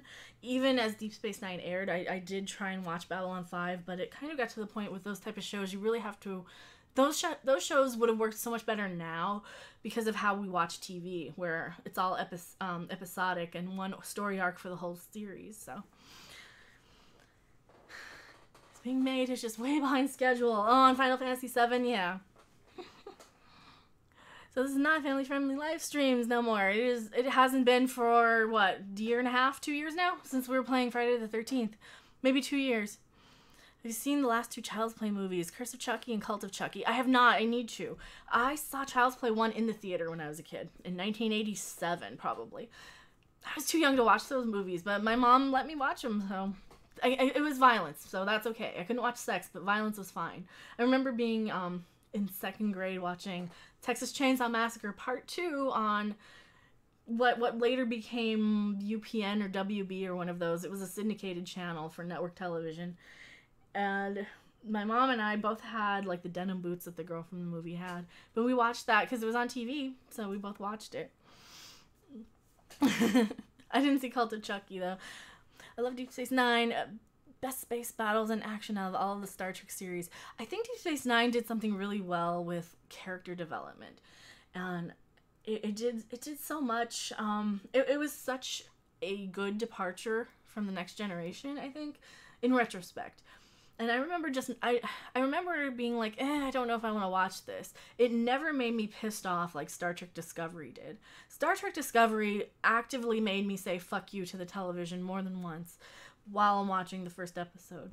So I think a lot of people who say that, like, oh, people didn't like Star Trek Next Generation or Deep Space Nine when they came out, like, yeah, there's a difference between people being skeptical, people saying, I don't know if I like this, and people like me or people like Doomcock who are, like, actively saying, what the fuck is this shit? Get this off of my screen. This is the worst piece of crap I've ever seen. So... Afraid I have to leave. I enjoyed it a lot. See you later. Well, thank you so much, Green Lantern. I'm probably not going to be streaming for that much longer anyway. I'll probably wrap up at the 2-hour mark anyway, because it is kind of getting that point of the day where my voice starts to die. But, you know, unless we start getting a whole bunch of people in. I hate ending when we have people show up, but we'll see. Hello, Roz Animate. Welcome. B-rated movies can be cool, too. Terror at the Trailer Park, Zombie Beavers. Yes. I love... This is where like my kind of hipsterism might become an issue. My favorite filmmaker is probably Marc Perot. Hear me out. he made such classic films as A Polish Vampire in Burbank, Nudist Colony of the Dead, Curse of the Queer Wolf. He does like horror comedy on no budget, and I absolutely love him. He's one of my favorites. Same thing with Ray Dennis Steckler. I absolutely love his movies because they're so bad they're good. Who's the guy who did Corpse Grinder and Girl in Golden Boots? Philip Mickle? Is that his name?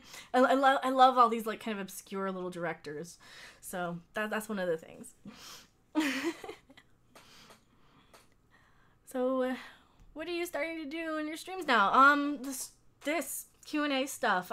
Sometimes we'll do Jackbox. We did actually get a Jackbox stream with Doomcock the other day. Like, if you guys are interested, definitely check that out.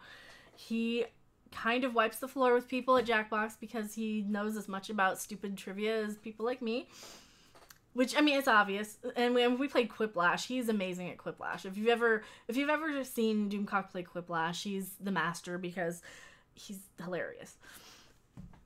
Hello, Random Game. Welcome.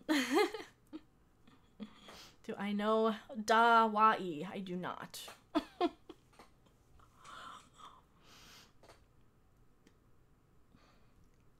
Hello, Mark Antonio. I'm sorry if I said your name wrong. The god of Falunzen. It's me and Burnford from Twitter. I just want to ask, what the fuck does KK... Why not just leave? Or why the fuck does KK not just leave? I mean... She's done. She's down. Just quit her already. It makes me so angry. Exactly. And hello from Twitter. God, if you guys are seeing me from Twitter, let me know. Then definitely tell me what your name is different over there. And hello, welcome. Why doesn't Kathleen Kennedy leave? Why would you? Why would you? If you have a job like that where you can collect a huge salary and do nothing and be famous and just go around to movie premieres and have people kiss your ass and tell you how wonderful you are all day in your little, like Alex Becker says, in your little Hollywood fart-sniffing bubble, yeah, why would you leave? I mean, it doesn't, she has no consequence for doing what she does. So that's the thing. I need a bigger, easier, and what I need to do is I need to move it here where I can see you guys. I'll move it right here where I can see you. That's better. I'll move it to my main screen. See, I'm smart. I'll move you guys to my main screen. There, now I can have Twitch there on my second screen where nobody watches me, and then I can have the main one. Makes kind of sense, but damn her. Oh, Bosch should just slingshot her out the window. Yes, with the trebuchet. Do you think? You think? I think they should, I think they're going to probably be a lot more professional about her departure than she has been and her underlings have been. Well, I mean, realistically, she really hasn't done anything that bad. I do have a theory. Do you guys remember when she made that little poster where it's Rey handing the lightsaber to Thanos, and she's like, "Dear Kevin, here you go. Thanks for congratulations on beating us at the box office." I think that there was some backstory to that. I think somebody high up might have made her be friends. I think she may have had some ego problems that's just my speculation. To me, it sounds like somebody, like her boss, might have said, you have to not have this sort of rivalry. We're all the same thing. We're all the same Disney family. You guys need to make peace. So I think she might have been the catty instigator of that. She kind of seems that way to me.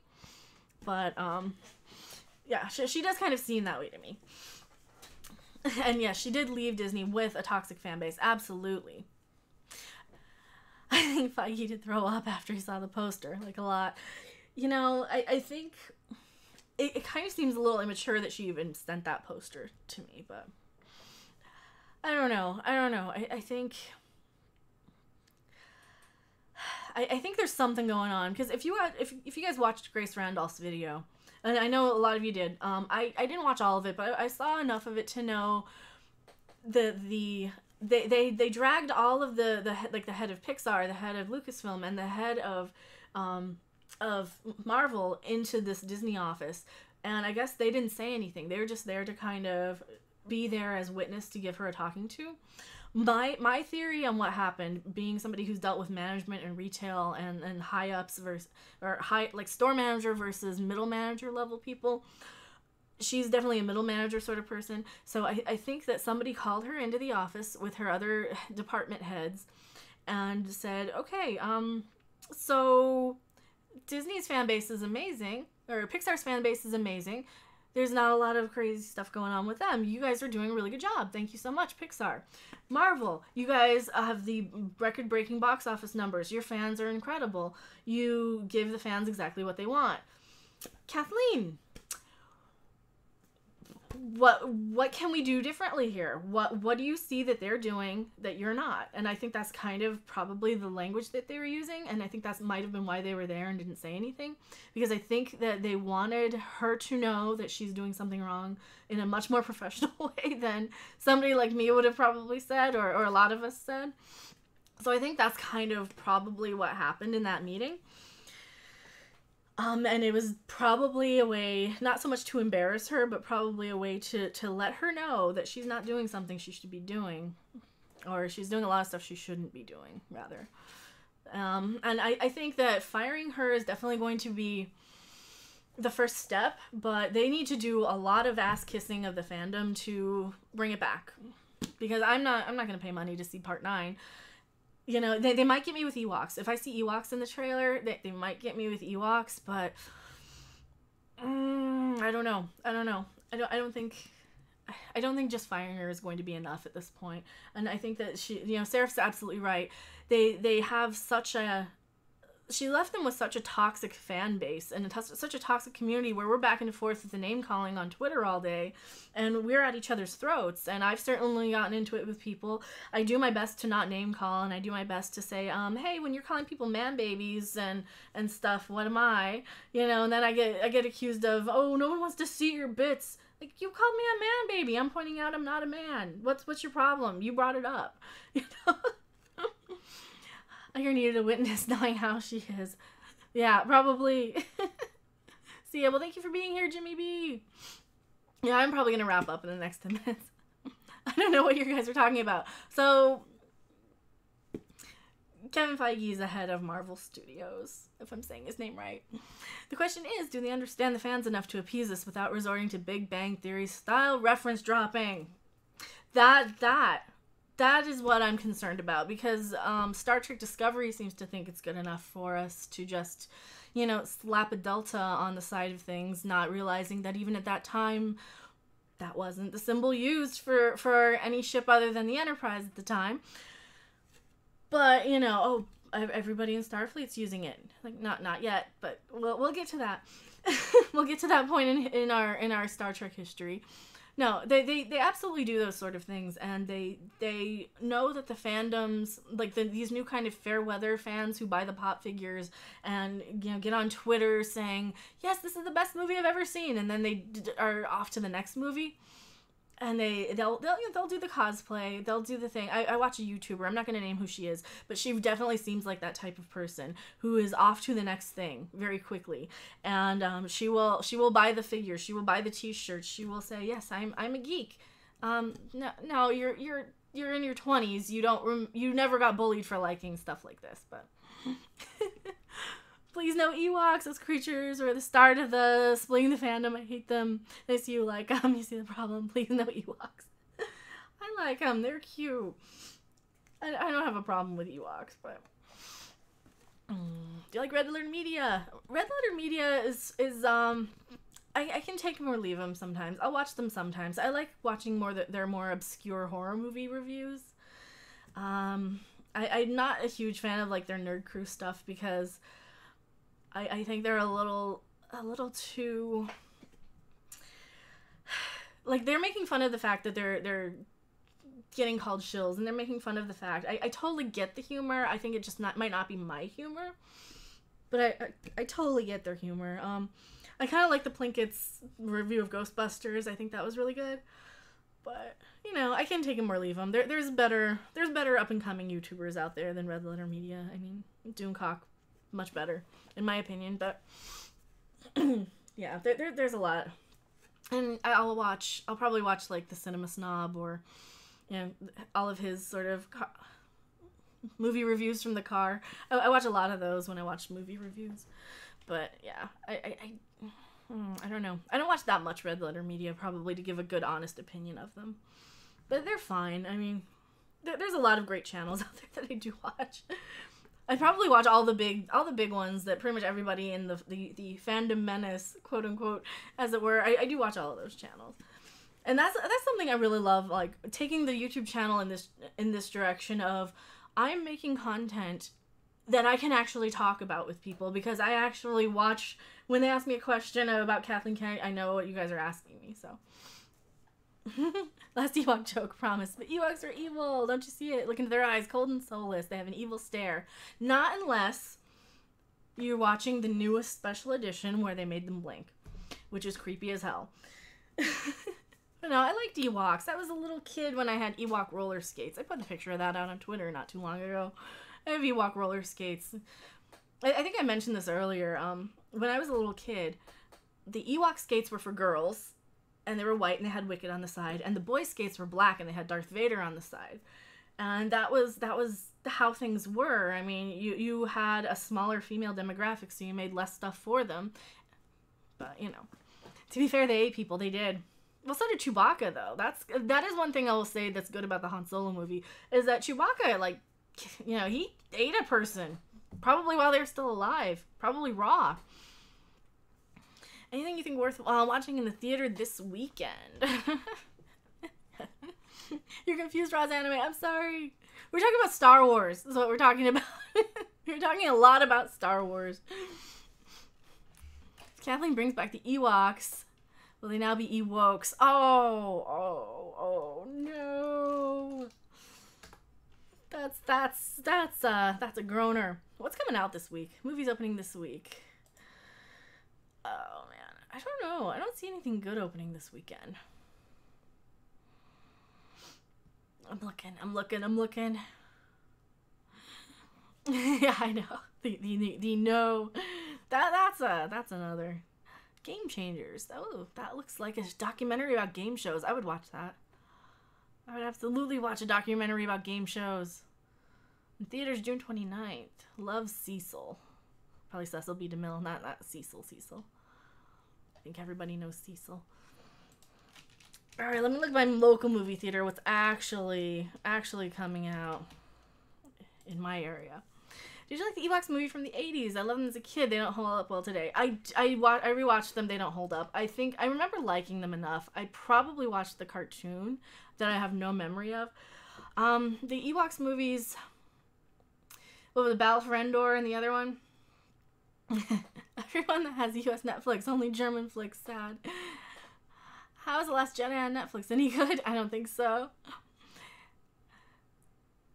Isn't there that Mr. Rogers documentary? Yeah, that Mr. Rogers documentary looks pretty cool too. That one does look pretty awesome. Let me look and see what's coming out. Let's see, Jurassic World. I don't recommend watching that one. Incredibles 2, maybe, if you guys haven't seen that. I didn't see the first one though. Deadpool 2 is still playing.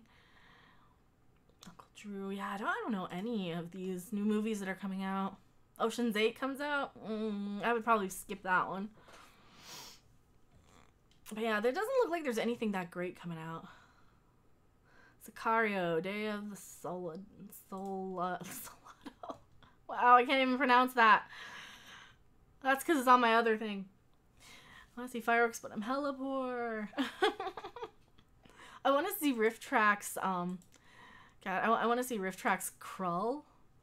If anyone remembers Mystery Science Theater 3000, and hasn't kept up with them, the guys from like the last few seasons on Sci-Fi Channel. So you've got Mike, Kevin, and Bill. Basically, are doing the same thing, where they're just riffing movies, but now they're kind of doing them live.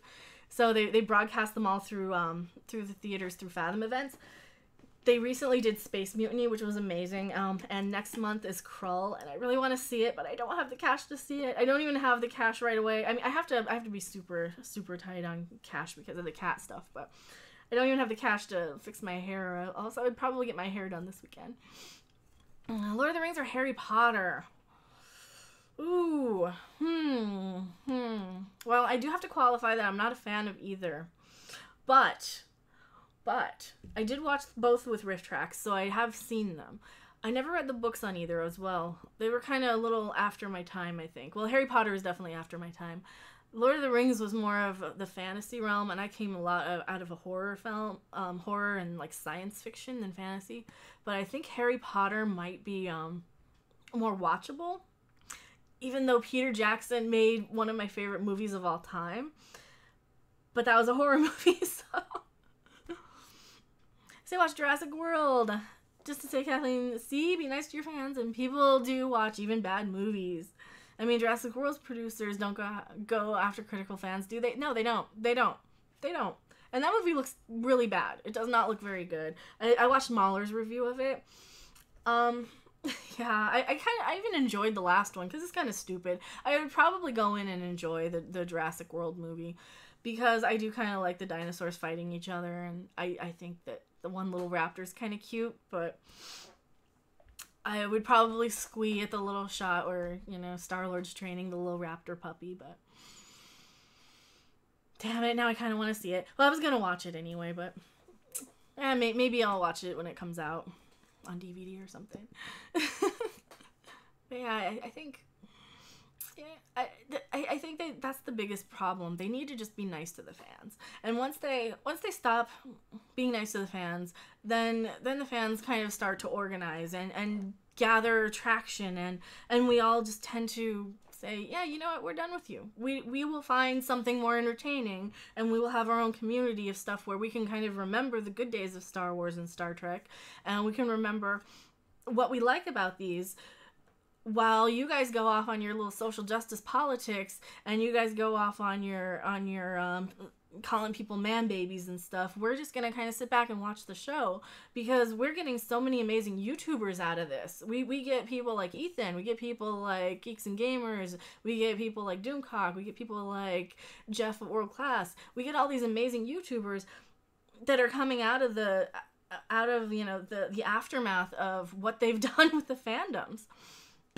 And it's insane. I've never seen anything like this. I've never witnessed anything where the creators of something, or the creatives in charge, go after the fans. I mean, the only thing I can compare it to is Gordon Ramsay calling, you know, chefs donkeys for not giving them high enough quality.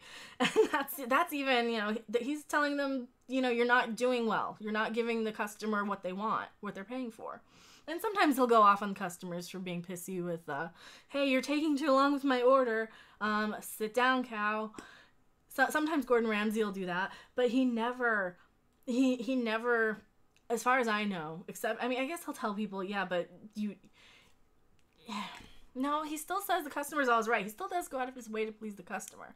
He still goes out of his way to try and make them the most high quality thing.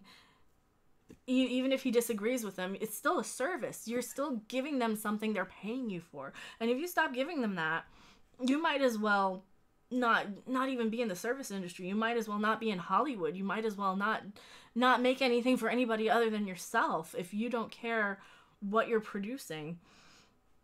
Yeah, if you can't take the criticism. I wish Gordon Ramsay would tell Alex Kurtzman the truth about STD. Man, I've got a whiteboard all set up. I need to get the erasers and markers for it, but I'm gonna have probably somewhere on camera, maybe back here, my mortal enemies list, and Alex Kurtzman's definitely on there. Alex Kurtzman can go. He does not need. We don't need Alex Kurtzman. We don't need him. We don't need your Star Trek. You're kind of terrible. And it sucks because I love Khan. Like, oh my god, I love Khan. I do not want a Khan series. I do not want Benedict Cumberbatch's Khan. I do not want any. I don't want these new series. We don't need Alex Kurtzman to ruin Khan again. He already made death obsolete and made transporters and space travel and everything else obsolete in the Star Trek universe. Why not? Why even bother, right? I think my voice is probably going. I probably have, like, taken up enough of you guys' time. Thank you so much for hanging out with me today. It has been so fun. I really appreciate you guys, and I love you guys so much. I say goodbye for now. I hope your channel grows a lot, and keep sharing your videos, even to people that don't want to watch them just because. Well, thank you so much. I really appreciate it. Have fun, keep smiling, keep geeking. I will. You guys are so awesome. I love you guys so much. And thank you guys so much for showing up. Yes, the tomato commands you to like and subscribe. He's a remote control holder I found out just today. He commands you. I need to have him as my mascot somewhere. but thank you guys so much. That's 4:30. But yeah, and thank you, Sarah, for being here. And I will see you guys I'm probably going to make some more little videos maybe tonight and have something ready to go for tomorrow in case I don't get around to streaming. But, you know, who knows? Maybe we'll do another one of these streams. Maybe we can do these like once a week. Anyway, oh, yeah, check out Doomcock's channel. I don't know if he has it uploaded yet or if he's going to. He's doing a reaction or something from what I saw on Twitter to the guy from... If anyone saw my Twitter video today, he's doing a reaction to that, so, or something. I don't know what he's doing, but he already did. Oh, it's already up? I didn't see it yet. Damn it. Go check that out. I've been blabbing. You should have said, and I would have stopped the stream to go watch. Thank you guys so much, and I will see you on the next stream. Bye.